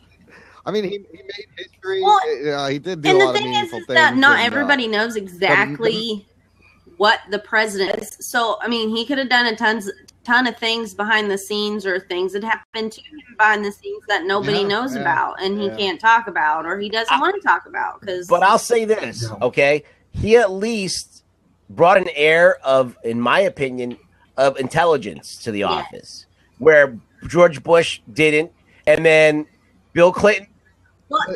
Bruggs, they could have after George Bush, they could have put you in there. So like now to go backwards. Yeah, I mean, he was a very classy president. Yeah, you didn't hear about his daughters like getting drunk at parties all the time, like you did with George Bush and all that stuff. Yeah, I mean, that's true. But most you heard about any of that like personal life was of his dog, and then his wife, and then they didn't talk much about they would just talk about how Michelle Obama had big grill arms. That's Have you seen George Bush lately? He's like de-aged, like before he was president. Like he was able to senior or get all his youth back. Senior looks like I don't know. Senior looks like he's if you he's notice, like that's 100 years what old. happened. When you become president, you lose like 20 years of your life because of all the crap that you go through and have to do. Yeah. I mean, senior looks like Obama's going to leave office, and in like 2 or 3 years, he'll have his black hair back. He'll be back. Yep. Because if you compare a photo from 2008 to now, he looks like he smokes like 2 packs of cigarettes a day. He probably does. Yeah, and he probably did. He probably does because that's a stressful job. And I don't think Donald Trump wants this job for real. I think he does. He actually wants this job. I think he was playing it as a joke, but then once he started to realize that he's getting, and he's like, "Wait, I could win this." Yeah, now he's all in now. Well, yeah, you can really tell from the way he talks. You do kind of sense of, okay, this is going a bit too far. Okay, let's just ride this out, see how far this will go. Do I really want this or not? Am I going to really, handle this? Yeah. But the man is just unshakable. He's unshakable. You can really see that he's kind of worried a little bit back in his head. He's kind of like, I could actually win this thing, but I don't really want to. But I'm so far into it, I might as well do it. But yeah. Well, there's all kinds of whoa. Shit. There's all kinds. Whoa! That's not an earthquake. Is it Oklahoma? Earthquake? You mean I hit the table? I get that too. Oh, good. I was concerned. I know you. I know you live on a fault line there. No, I mean, okay. So, I mean, there's all kinds of conspiracies about Trump, anyways. The most popular is the one where they think that he's running and acting like this so that Hillary Clinton will get the nomination and be president. Yeah. I mean, that's the biggest conspiracy. Yeah. I mean, I don't think it's a conspiracy. I don't think it's a conspiracy. I think that Donald Trump has hung out with the Clintons for a very long time, and he supported Hillary a bunch of times. So, this Trump never expected to go this far, and now he's there. I honestly don't think he expected to go this far, and he's so far into it. He's just kind of like, well, let's ride this ride out as much as we can and then whatever happens. And so, what do you think? What do you think will happen? So, okay. Well, here's the thing. Well, if he goes up against Hillary, Hillary's going to win. But it's going to be. But he's going to give her a run for her money. It's very close in the polls. Like I'll tell you why. Yeah, and I'll tell you why. All right, when George Bush went up against Gore, he had his brother Jeb Bush in Florida win the election for him. All right, that was all a complete he stole the election. Using that. So now Trump doesn't have anyone that's going to bend over and pull strings for votes. So it's all going to be the vote, like the actual electoral vote. So. Oh, Chris Christie's been sucking up to him. Dude, I love how Christie is all up in Trump's butthole, dude. Oh, He's yeah. right trying to over get his that shoulder. VP He's his nomination. That's Yoko why Ono. he's vice president. Yeah. Oh, yeah. Christine He's like, maybe Carson- if I Christine play nice, Carson really he'll pick been me. sucking his So butt. now You know. And they The hated him, strategy and now they're all up is, in his okay, butthole. if the Republicans win, they need somebody that's going to be a vice president that Donald Trump can step down after like the first year it goes terrible and just hand over the reins to actually somebody who can run the country. I agree. Yeah, Vice that's what I was president getting will be ready to the real say. I was wondering if like the very first week he'll come up to the podium and say, "I am no longer able to." Yeah, Or He he just steps becomes- down. Or he He's becomes like, just president kidding. and then I'm gonna just step like down. every time he has to make a decision, he just calls the VP and is like, "So what?" I wouldn't be surprised if that happens. You know, if in the first day he says, "Nope, I'm stepping down," and just No, because I mean, most of it, I also feel like it's just for his ego. I mean, he can do whatever he wants whenever he wants because he has all this money. This is like a big competition for him. It's like I'm bored. I'm sure Let's tell you run- that. I think if Trump doesn't like the way it goes, he'll just release something like a controversy, a scandal, and get himself out. Yeah. He's got to exit. Yeah, He's got to have an exit plan. He's really got a something. scandal that he's holding on to, like releasing taxes or releasing Yeah. something, or whatever, and he'll get himself out of the office. Well, but the He'll get second himself problem is that if his plan is to get Hillary Clinton in office, she's also being investigated. So, I mean, But what to does be honest, I just don't see there being any really win-win. No, it's always the lesser. It's going to be a Look, lesser of it's two evils always thing. this. Yeah, Hillary But here's Clinton the thing, being in okay. office is not going to be that different than Obama being in office. It really won't be. It's going to be more of the status Right. quo. Right. The Republicans hate Obama. They hate Hillary a lot more. She's going But to here's- do some, but I don't think anything's going to change. Like, I mean, if you talk But I about foreign wouldn't policy, Honest, They- I'm going to be honest, though. I would not pass up Bernie Sanders yet, though. Because everybody talks like he's not going to make it. But He's just gaining and gaining and gaining in popularity as the day goes.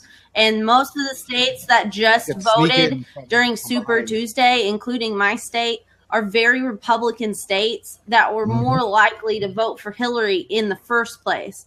The Yeah, I next had to state vote. I had to coming vote up, at Super Tuesday because yeah, I'm in Virginia. the So next I states voted. coming up are the more Democratic blue states that are more likely to go towards a Bernie Sanders. And super delegates can change their affiliation at any time by June, and most of the time that they do.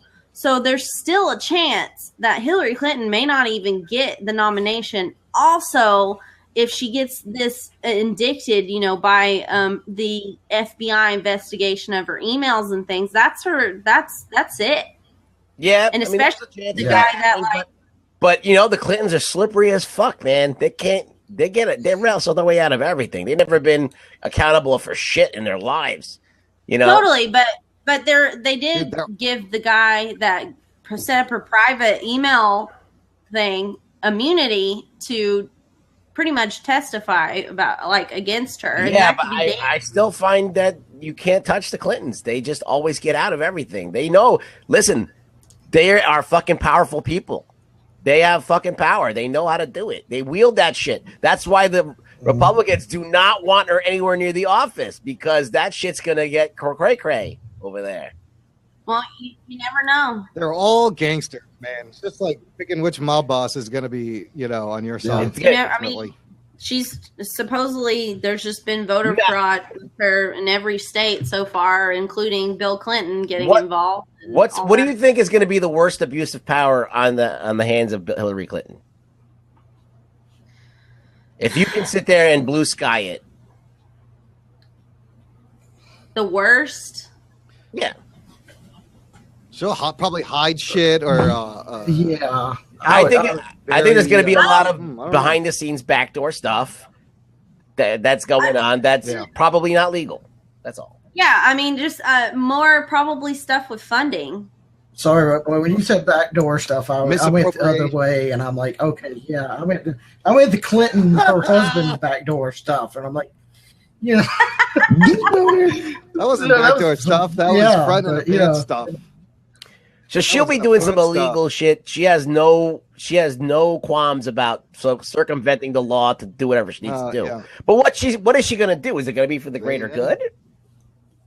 I mean, personally, I think it's just going to be for Hillary Clinton. I think the wars go on. I think somehow they continue to keep these defense contracts going and make up another. She's a hawk, though. You think, right? Another operation, another conflict. She's a what? She a hawk or she's a dove? Which one is she? No, well, you know what I'm talking about. Hawk and dove? Is she? Does she want? Does she want to go into war? Does she want to get the military? No, I don't think she wants to go to war. I think she wants complete domination of the 50 states. I really do. I don't know about that. I don't think she wants to go into war, but she's a sword. She wants to rule the whole 50 states, and I don't know. She's kind of like a. You think she's going to circumvent state laws and overturn state laws? Is that what you're saying? I think she's kind of a tyrant, an evil bee tyrant, and I'm not going to say the word because I'm not that kind of person. You know, the biatch, I honestly think if she was president, it would turn slowly. Yes, thank you, Jerry. But I honestly think we would slowly turn into a 1984 George Orwellian society. Big brother wouldn't be big brother. Big brother would be big sister. I mean, we're mostly there. We're halfway there, anyways. I don't think you can trust Hillary Clinton at all. I think that she's pretty slimy. I don't think she would do that. I don't think she would become a tyrant But I don't think she's a tyrant either. I really don't think that's either. I think that she would she's slippery, and if anything, she would do a lot of it. There would be a lot of money issues. I just feel like that with her, it's all about money and funds, and she just would make sure Wall Street's doing fine, and she wouldn't give a shit about everybody else. I don't see her taking over the country. I don't know. I see a good and bad in her. I think she's really she'll fund women very well. She'll help single mothers. She'll help battered wives and that kind of things. But the guys, she's kind of like. See, my opinion of Hillary Clinton is that she's all about carving out her niche in history. Yeah. She wants to do some shit. She wants to do some shit that was going to look good on paper. Oh yeah, and she's going to fucking bend over and fucking destroy anybody that gets in her way. I mean, she'll circumvent the system. She'll break laws just to get her name into that. And I mean, how much do you think she's salivating over the fact that she would be the first woman? And ever? Well, she already plays the gender card anyway. She does. She plays the gender card, like I just said, and so she will cater to all kinds of stuff like battered women and single mothers and women going to college, and that's great and wonderful. I'm all for women's rights and things, but when it's just one sided, I'm like, no. Look, we should have a female president by now. It's ridiculous that we haven't, but it should. That's true. But how come? Like, why is she killing Sanders though in all of these elections? Then, if we're all sitting here, we're all from different creeds, we're all from different, whatever, and we're all talking about Hillary, and there's nobody really for Hillary that I know. Not one person. How is she? Yeah. How do they think she's going to destroy them? No. Here's why. Because most of Bernie Sanders supporters are millennials like me, which don't have the urge to go vote. We have very poor voter turnout. If millennials went to the polls like older people did, Bernie Sanders would be crushing. But the fact of the matter is millennials won't go vote. I don't know if it's because of ignorance or it's because you can't do it. I don't know. They don't want to be your phone. You can't do it with your phone. You have to actually go somewhere and do something. Well, no, I don't think it's that. I mean, it's like. Well, millennials like do everything over their phone. They don't do anything else. They don't actually do things. Millennials these days, everybody from like 1988 to present day, probably 88 to present day, they've got into the mindset of technology is going to save the mankind, and we don't care. It's a me generation, me kind of thing, and they don't care about history or religion or anything, and very well uninformed people. Just kind of like, No. If anything, millennials are probably the most informed generation because of technology. Yeah, I mean they are. They're very informed because of technology. But I mean, they don't really know how to actually look up the information. There's like, Google it, and I mean, that's it. And they don't know how to go to an actual book and cross-reference things and use card catalogs. The card catalog. What the fuck is a card catalog?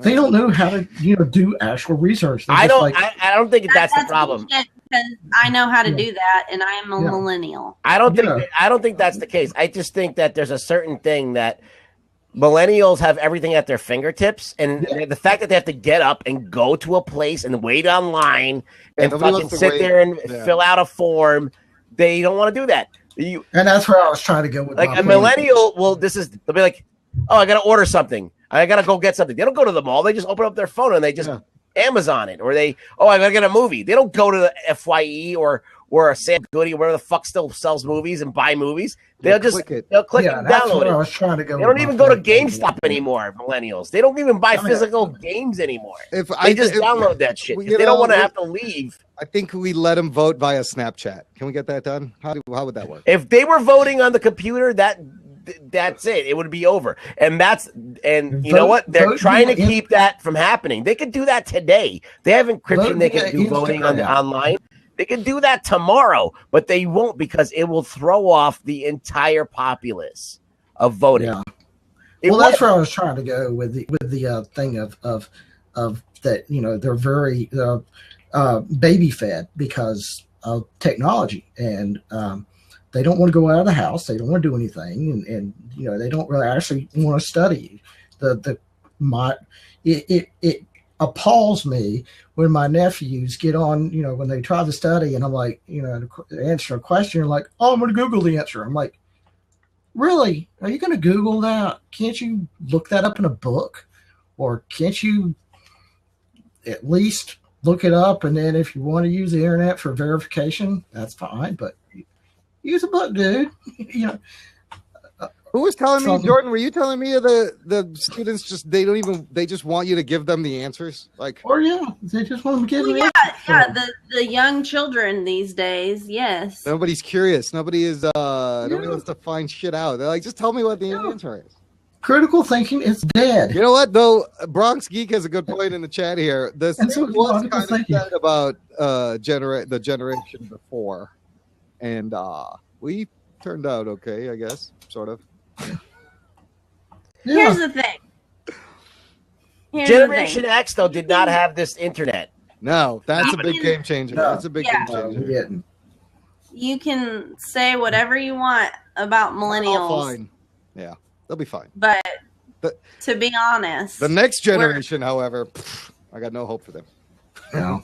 I don't know what that is. I mean, people. Okay, when I say like millennials, I mean like people that are probably voting age, maybe older, and like up to like my age. I'm 26, so like those people, we had the transition of actually learning how to do things the hard way and also having access to the internet. So we have this like way of learning things in a different way, whereas now it's different for like people born after the 2000s or whatever. I disagree because I think that this internet phenomenon, if you're 18 years old, go ahead. If you're 18 years old, hey Spider-Man, you grew up in your formative years where you're old enough to know stuff, like 10 years old, and you actually start to have thoughts. All your life has been online. You've been on Facebook, Snapchat, all this stuff. This has all been around. Twitter, it's all been around. So you're so used to having a virtual life. Everything, it's like it's different. These kids are growing up playing video games all day long. They don't even play like sports, half of them, or participate in things or know how to have actual relationships with people that aren't like kind of compromised by doing this virtual thing. So I think that they have a warped sense of the world or a different sense of the world than the people who were raised outside of that. So I think if you're in your 30s maybe and older, you're probably you remember having to do stuff like going out and meeting people and talking to people, having conversations with people. No, but that's I'm 41 and almost 42. But that's not the case for me. I mean, I'm 26. I mean, and people. You're almost at 30 though. You're almost at 30. You're like not that far away. I still, had friends that were younger than I am by at least 3 years, where we played outside every day as kids, and didn't get Facebook until we were in high school, and stuff like that. To where it's a very we know how to do both. Yeah, kind of thing. So that's why I think people in I'm talking about 18-year-old kids. Yeah. Like 20, when I said 18, I also said maybe older because I don't know. But maybe like 21, maybe like 21 up to 29. We're very diverse in a lot of things, and I feel like it's made us more educated, and that's why I do feel like that there is people that are my age that are less religious or that are but they're not voting. Why are they voting? Why aren't they there? Why aren't they going to the voting? That's a damn good question. A lot of people just don't care. I mean, but the thing is, there's still a movement out there. There are a lot of people. I mean, I know in Oklahoma it's easy to sit there and post something on your Facebook status and say, I stand with this, or I stand with this, or change the color of your Facebook picture or whatever. It's easy to do, but to actually get up and wake up and wait online at a voting booth, that's actual work. And I just don't see that convenience is taken away when you have to actually do that. So that's why they're not getting out there. But I also don't. There's no other reason why people my age don't work. That's not true. That's not true at all. We actually probably work twice as hard in some areas. To be honest, we have more debt. We have to get more jobs to pay for the debt. A lot of things are more expensive now. We don't really have as good of pay as we should or whatever. We get these degrees and we go, hundreds of $1,000s in debt or whatever. To say that we don't work is. I never said anything like that. I don't say that people don't work. I just say, I never made that. I just say that people don't vote. They don't vote. Yeah. What's up, Death? Chris Williams. How's it going? Good. How are you guys doing? Hey, did you catch the beginning of the show where I shared my little YouTube video? Okay, no. So it was just for you. I mentioned your comment on the post. Hold on, right here, where you were like, "You want to see me cover some Digital Underground?" There you go. That's for you, buddy. So you did that before, right? Oh, did I already share this? No, I did. We did. No, yeah, we were at the end. It was same song, and I was just kind of like, all the words came back to me. This video, it's 5 years ago. It's me at a street fair in Chicago doing Humpty Dance karaoke outside of the street. Yeah, sorry, we're gonna have to play this. All right, go ahead. See if you can get it up because that's what I'm gonna do, dude. That's my go-to karaoke song. I always kill it. I don't even need the words. I could do it without the words. Just play the music. Chris, how you been doing, man? All right, you guys talk Batman Superman tonight? We did a little bit. What part? What part sparked your interest? No, I was just listening to something else, and they were saying that they may let who's the director of this movie? Bryan Singer? Snyder. No, Zack Snyder. If this movie flops, will Zack Snyder be let go? Yeah, they're gonna watch very carefully at the money it's making. because they said they're going to start shooting Justice League, and that's attached to him. Okay, there's the video. Can you turn it up? Is that you? Yeah, I'm a lot heavier. This is fat Imran before pre-CrossFit. I was fat, I was skinny, then I was fat, then I was skinny again. Now I'm kind of in the middle. Somewhere. How many fats are you on? I'm still. It's more the skinnies. I'm on. The skinnies are less. I can't even keep track. Well, you know the camera adds 10 pounds. Yeah, 20 in this case. No, that's actual 10 pounds. But yeah, that's me. Jordan, turn that up a little bit.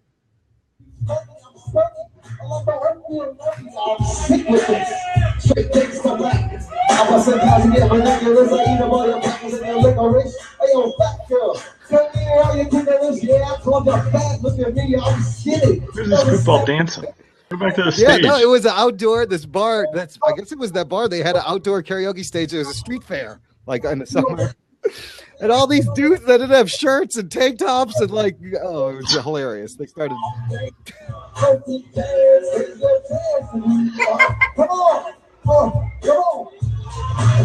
Is that Anthony dancing? No, this is before I knew Anthony.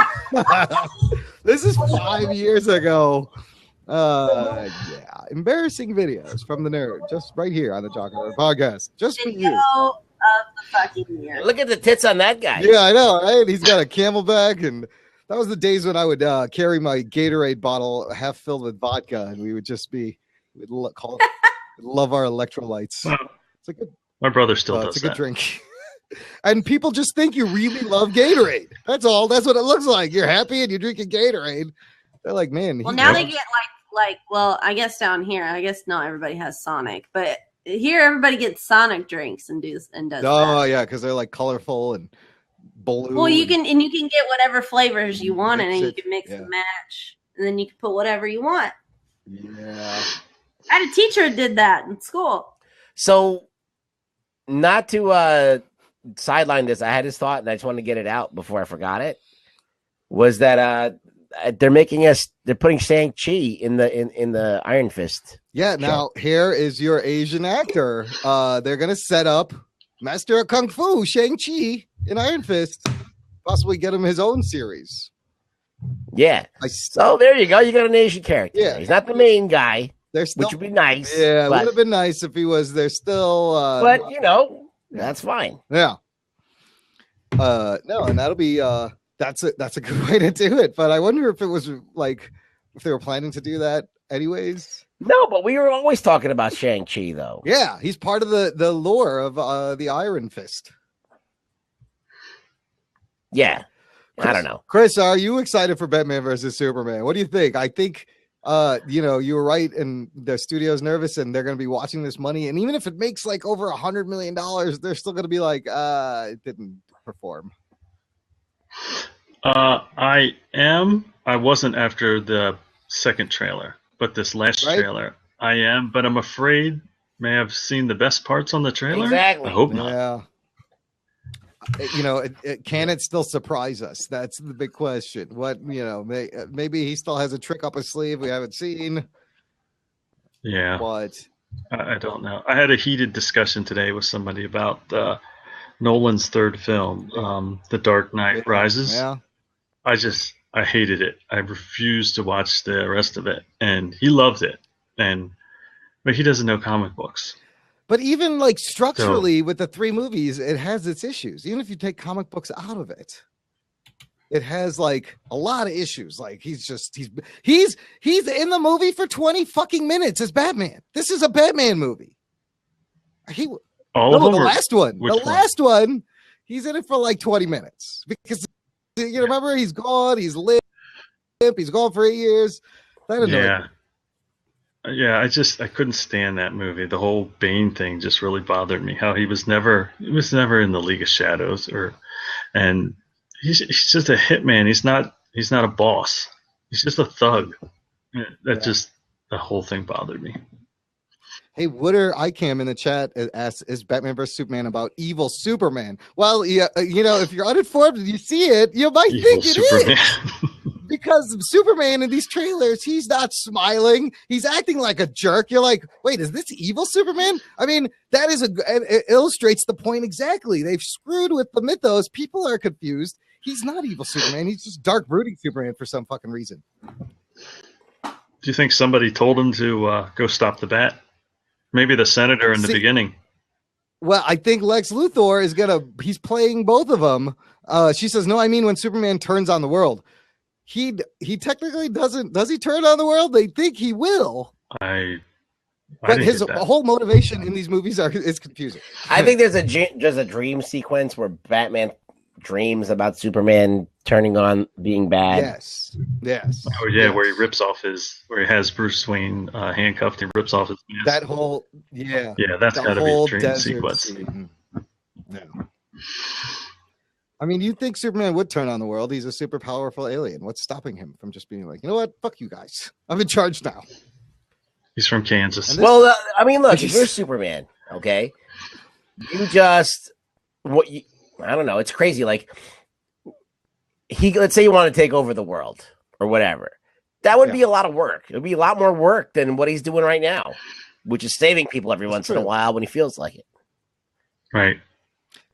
And Global domination is tiring. he gets more like love and accolades for it than people just constantly trying to either figure out how to stop him or him watching I don't know. It just seems like it would be a lot more work to like be the leader and take over the world. That does seem like a lot of work. Yeah. So it's not even in his interest to take over the world. Yeah. No, he'd get the world and he'd be like, shit, I don't want this. This is a lot of, I need to hire people. I need a staff. This sucks. This was a bad idea. But everybody thinks since he has the power, he could just turn one day. Like if you had the power to take over the world, would you do it? Not really. Just by yourself, like one. No. Like that'd be one big headache. Yeah, I just feel like I want to be fucking. I just want to be fucking girls. That's all I want to do. I mean, actually, what's the point of taking over the world? I mean, really, it's just like you're not gonna make it a perfect place. It's you're never gonna. There's no such thing as harmony. There's no such thing. Yeah, there's no way.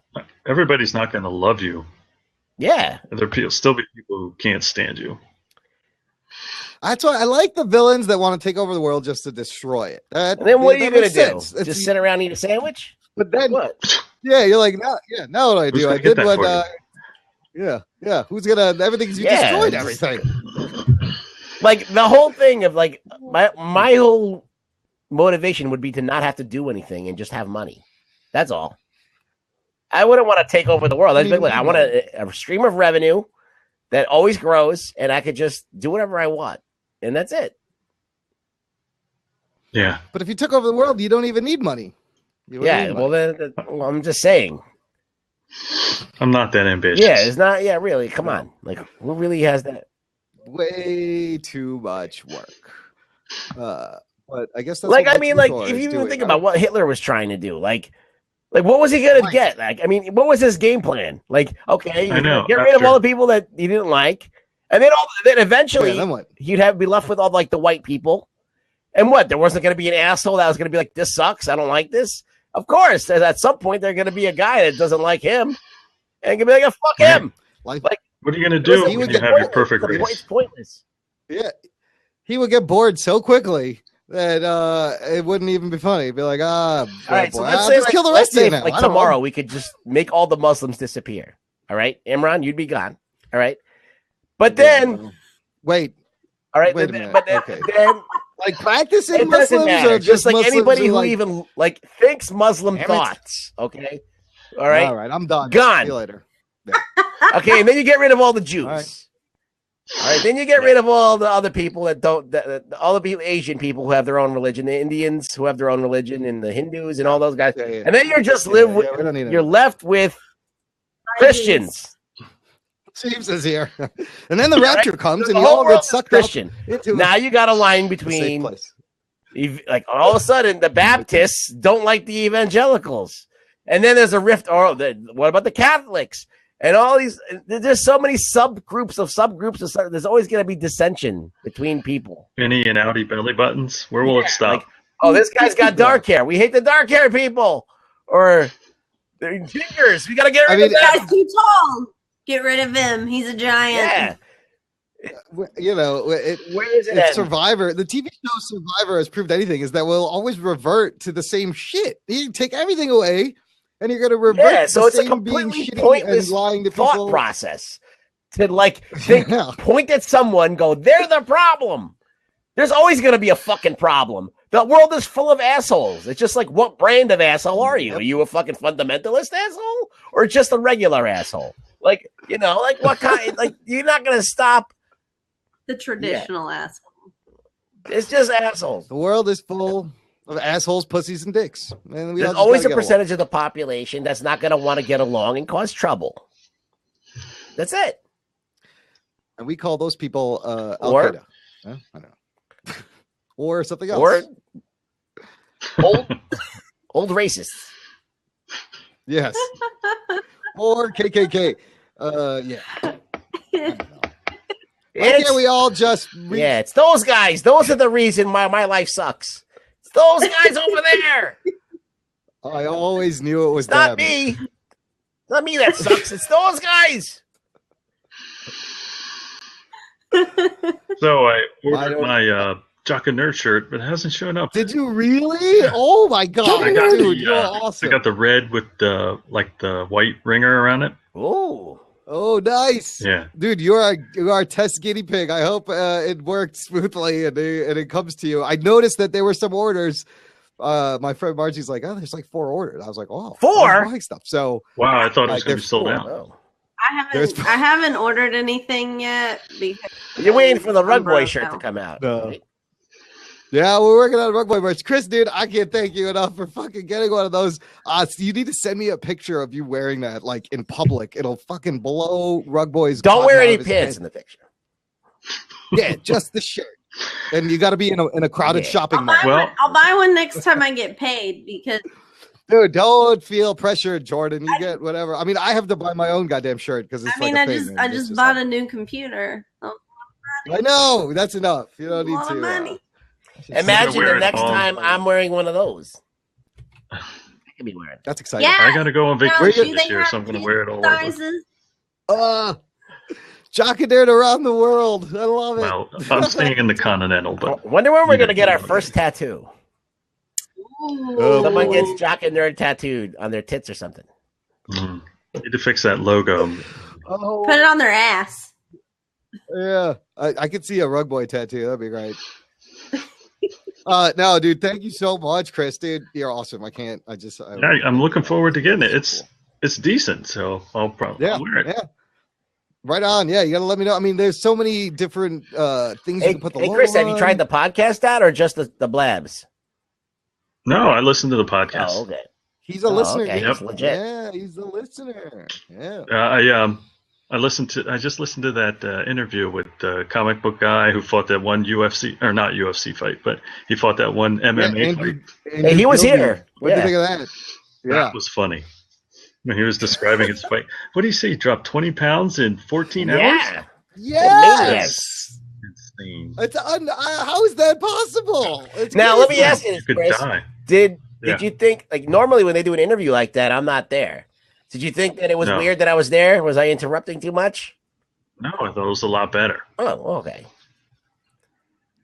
I mean, he that was requested the runs. first I was time like, that oh happened. shit, that's a first. He actually, okay. Usually, I have to explain it to people. So this is promising. One of these days, we're gonna have a big name, and Ruggs is gonna be right there. It's gonna be. I know. You're going to be talking to Barack Obama, and I'll be like, hey, dude, what's up? You got a smoke I can borrow?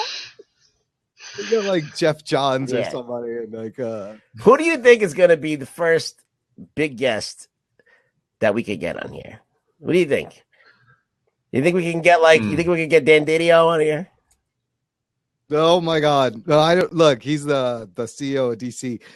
I'm gonna just mention it to the next couple of bigger name people we get. See what kind of reaction. Nice. No, that was cool. That was like he was a listener, and I was like, wow, this is really great. Like he's our target audience. He's our listener. He's kind of like one of us, and he's making a comic book. Like I love that. I love that shit. I like when they asked who Anthony asked you guys who DeMarco Cousins was. You guys knew that? No. Really? Yeah, I know he's a basketball player. Do you know what team? I'm just gonna say Miami Heat. No.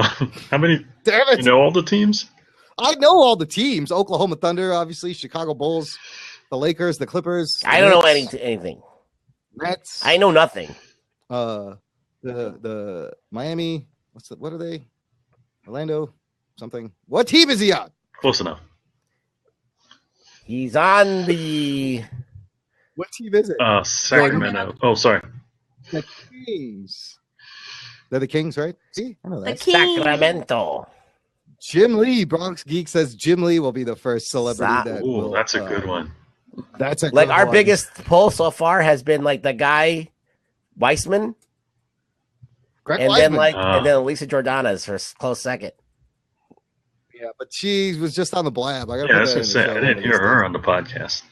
He's just on the blab, but I may take that and just put it in a show somewhere. But Wiseman was definitely the biggest name. Like that guy's produced a lot of stuff. Yeah, well, we can never get it. She didn't want to come on our show. Conan O'Brien would be great. Yeah, you never know. I could always change. Who knows? I haven't done. I haven't done it in a while because the last time I went on and they didn't. Even, I was on for like 30 seconds, and I was like, you know what? I can't waste 2 hours of my time sitting here if I'm not going to be on. I got on my own show. I don't need to fucking do this. So, I mean, I love Elisa, but I mean, the last time she was sitting there talking to a guy about bed bugs for like an hour, and then she comes in. She's like, "Do you want him to move in with you?" And I'm like, "Dude, I live in a basement, and I don't even live anywhere. I'm homeless, and I can't have anyone move in with me." And she just like turned me off, and then that was it. I was done, and I was like, "All right, well, why the fuck am I here? You asked me to come on, and then you turn me off for 32 seconds, one question, and you know it's a waste of my time." So, I can imagine. Yeah.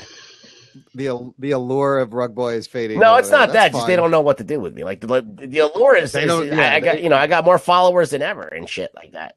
They can't handle the rugs, man. It's too much. I can't. You're too good for them.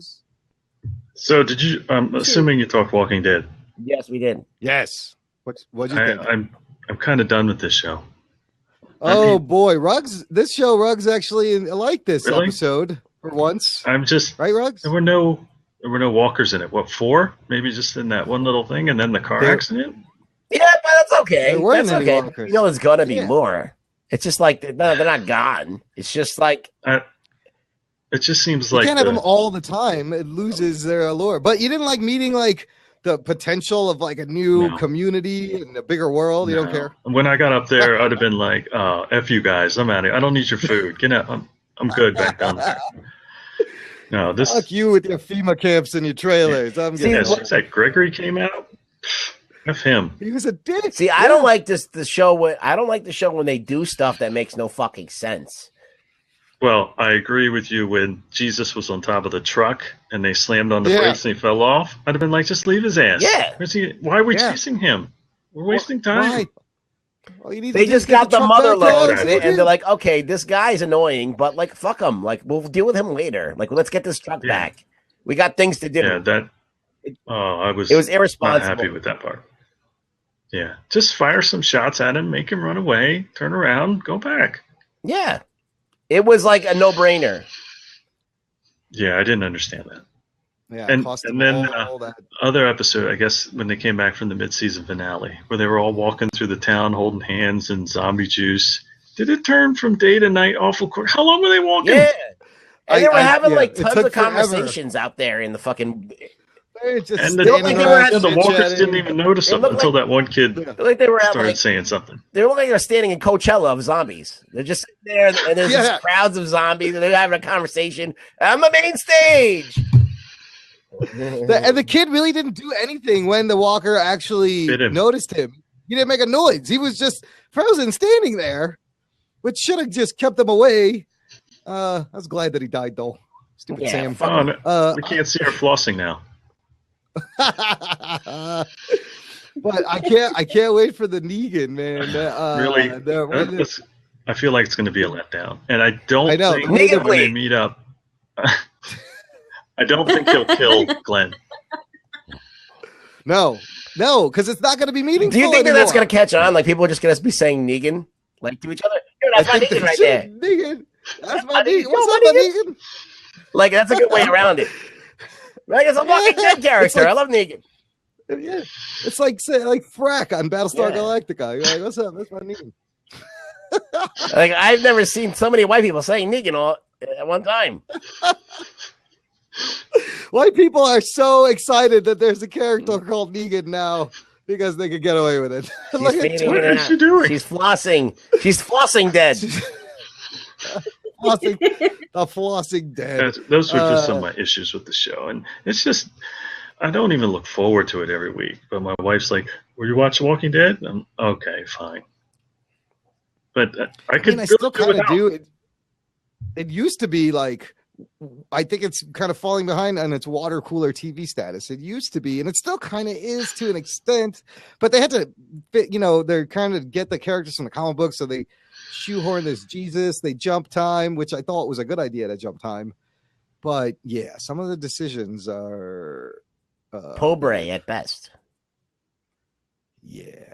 And I think we're probably not going to get some action. They're probably going to slow it down for a couple episodes to build up to wherever it's going to end up in. But with this build up, it might be a letdown now. Negan might be just like, whatever. They have to do something crazy, like just something that nobody's expecting, killing a really huge character. What if they went to like Six Flags, like zombie Six Flags? Why don't they go to the amusement park? If it was Zombieland all over again. Yeah, like a real Zombieland. That would be fun. Fire up the amusement park. Like Negan's got an amusement park, and he's got zombies on the fucking log flume. Or there could be a group. Yeah. Supposedly, Six Flags over Texas is now going to have like a virtual reality roller coaster. So it's like they teamed with like Oculus Rift. So you have actual Oculus Rift goggles while you're on an actual roller coaster. Wow, pink eye everywhere. That's gonna spread pink eye like wildfire. I'll tell you what though, I've played around recently with the attachment, the white attachment that goes with the Samsung that's made by Oculus Rift. It's pretty fucking cool. You could stand there. This guy showed me a video, and this company, they shot this video riding on one of the double-decker buses during the Chicago Blackhawks Stanley Cup celebration downtown. So you put these goggles on, and I'm just you could look all the way around. I'm waving at people like you're there. It's quite an amazing experience. I can imagine watching a movie that way. The only thing is you can't like move around. They had another one where you were at a rocket. I can't wait to see the porn. That's all I want. Oh, the porn is going to be amazing. That's when you know the technology is here to stay. It's like orgy porn. You're like, oh my God, holy shit. They're solid. But it's quite it's an amazing experience in those goggles, dude. Take your board over here, you look over there. Whoa, what's going on over there? Whoa, I'm telling you, that's what it's being made for. I don't care what you think. That's going to be like, oh, that's the exact reason that someone's inventing that shit. That's always, but yeah, you just got to follow the porn industry. But yeah, I put a link in the thing that is a little article that kind of describes it. But that's silly. You don't have to do that at the park. You could set that up in a kiosk anywhere. You don't need like. All you do is just you got a big fan, you blow the wind in someone's face, and you throw that thing on there. You see a chair and a fan and some goggles, and you think you're on a roller coaster. Like they're putting them actually on a roller coaster. What? Wait. But then why do you need the goggles? Because it's like you aren't it's like a virtual world that's synced with the roller coaster. So it's like they'll have the Oculus goggles on, so they could be like flying a plane or something, and they can actually feel like so the environment could be anything. You could be flying through Middle Earth. Yeah, right. And there's like it's synced onto a roller coaster, so they'll be on the roller coaster with the goggles. That's kind of cool. I agree with Listermate. They better have just like gallons. Yeah, they could be swabbing the shit out of that stuff. That's gonna be that's the only problem. It looks like I know what roller coaster they're going to use too. That's kind of cool. You could be like, it could be like you're in the sky, like you're on a jet plane, or you go through space and you're fighting alien forces. That's kind of neat. Yeah, so it says here's some of the features. Experience incredibly immersive world of virtual reality. Now on a first-time roller coaster at 55 miles per hour. You can fly above the city in a futuristic jet fighter plane. Perform daring aerobatic maneuvers at up to 5.9 Gs, darting between buildings and extreme aerial moves. Loop head over heels as you battle the alien forces to destroy Mothership and save the planet. That's what it is. Wow. Oh, Bronx Geeks. And they're using the Shockwave roller coaster to do it. It's called the Shockwave. It's a super fucking old roller coaster that nobody ever went and rode it. It's on the backside of the park, like behind a bunch of trees. There's like a go-kart place over there, but it's like a forgotten area. So I guarantee they're just trying to spice it up. And that's like the Six Flags in Chicago. We have this, I think it's still up. It's called the American Eagle. It's still a wooden roller coaster. And it's the most rickety fucking thing ever. And it gives you a headache. And they let people on it. Ooh, real car racing and virtual reality. That's kind of that was kind of like the Texas Giant used to when it was still kind of wooden. It was like headaches galore. But there's another park here in Oklahoma City. It's called Frontier City, and they have ones called like the Wildcat or something. It's like still 100% wooden. Yeah, that shit's awful. Texas Giant though was awful, but hey, listen, party people, I'm gonna go home. It's almost 12 and where I'm at. Okay, actually, you guys, I'm gonna wrap it up. I gotta get going also. But everyone, wave bye. I'm gonna stop the recording. This has been the Jock and Nerd Podcast. Thank you for hanging out in the after show, and we'll catch you next time. Bye.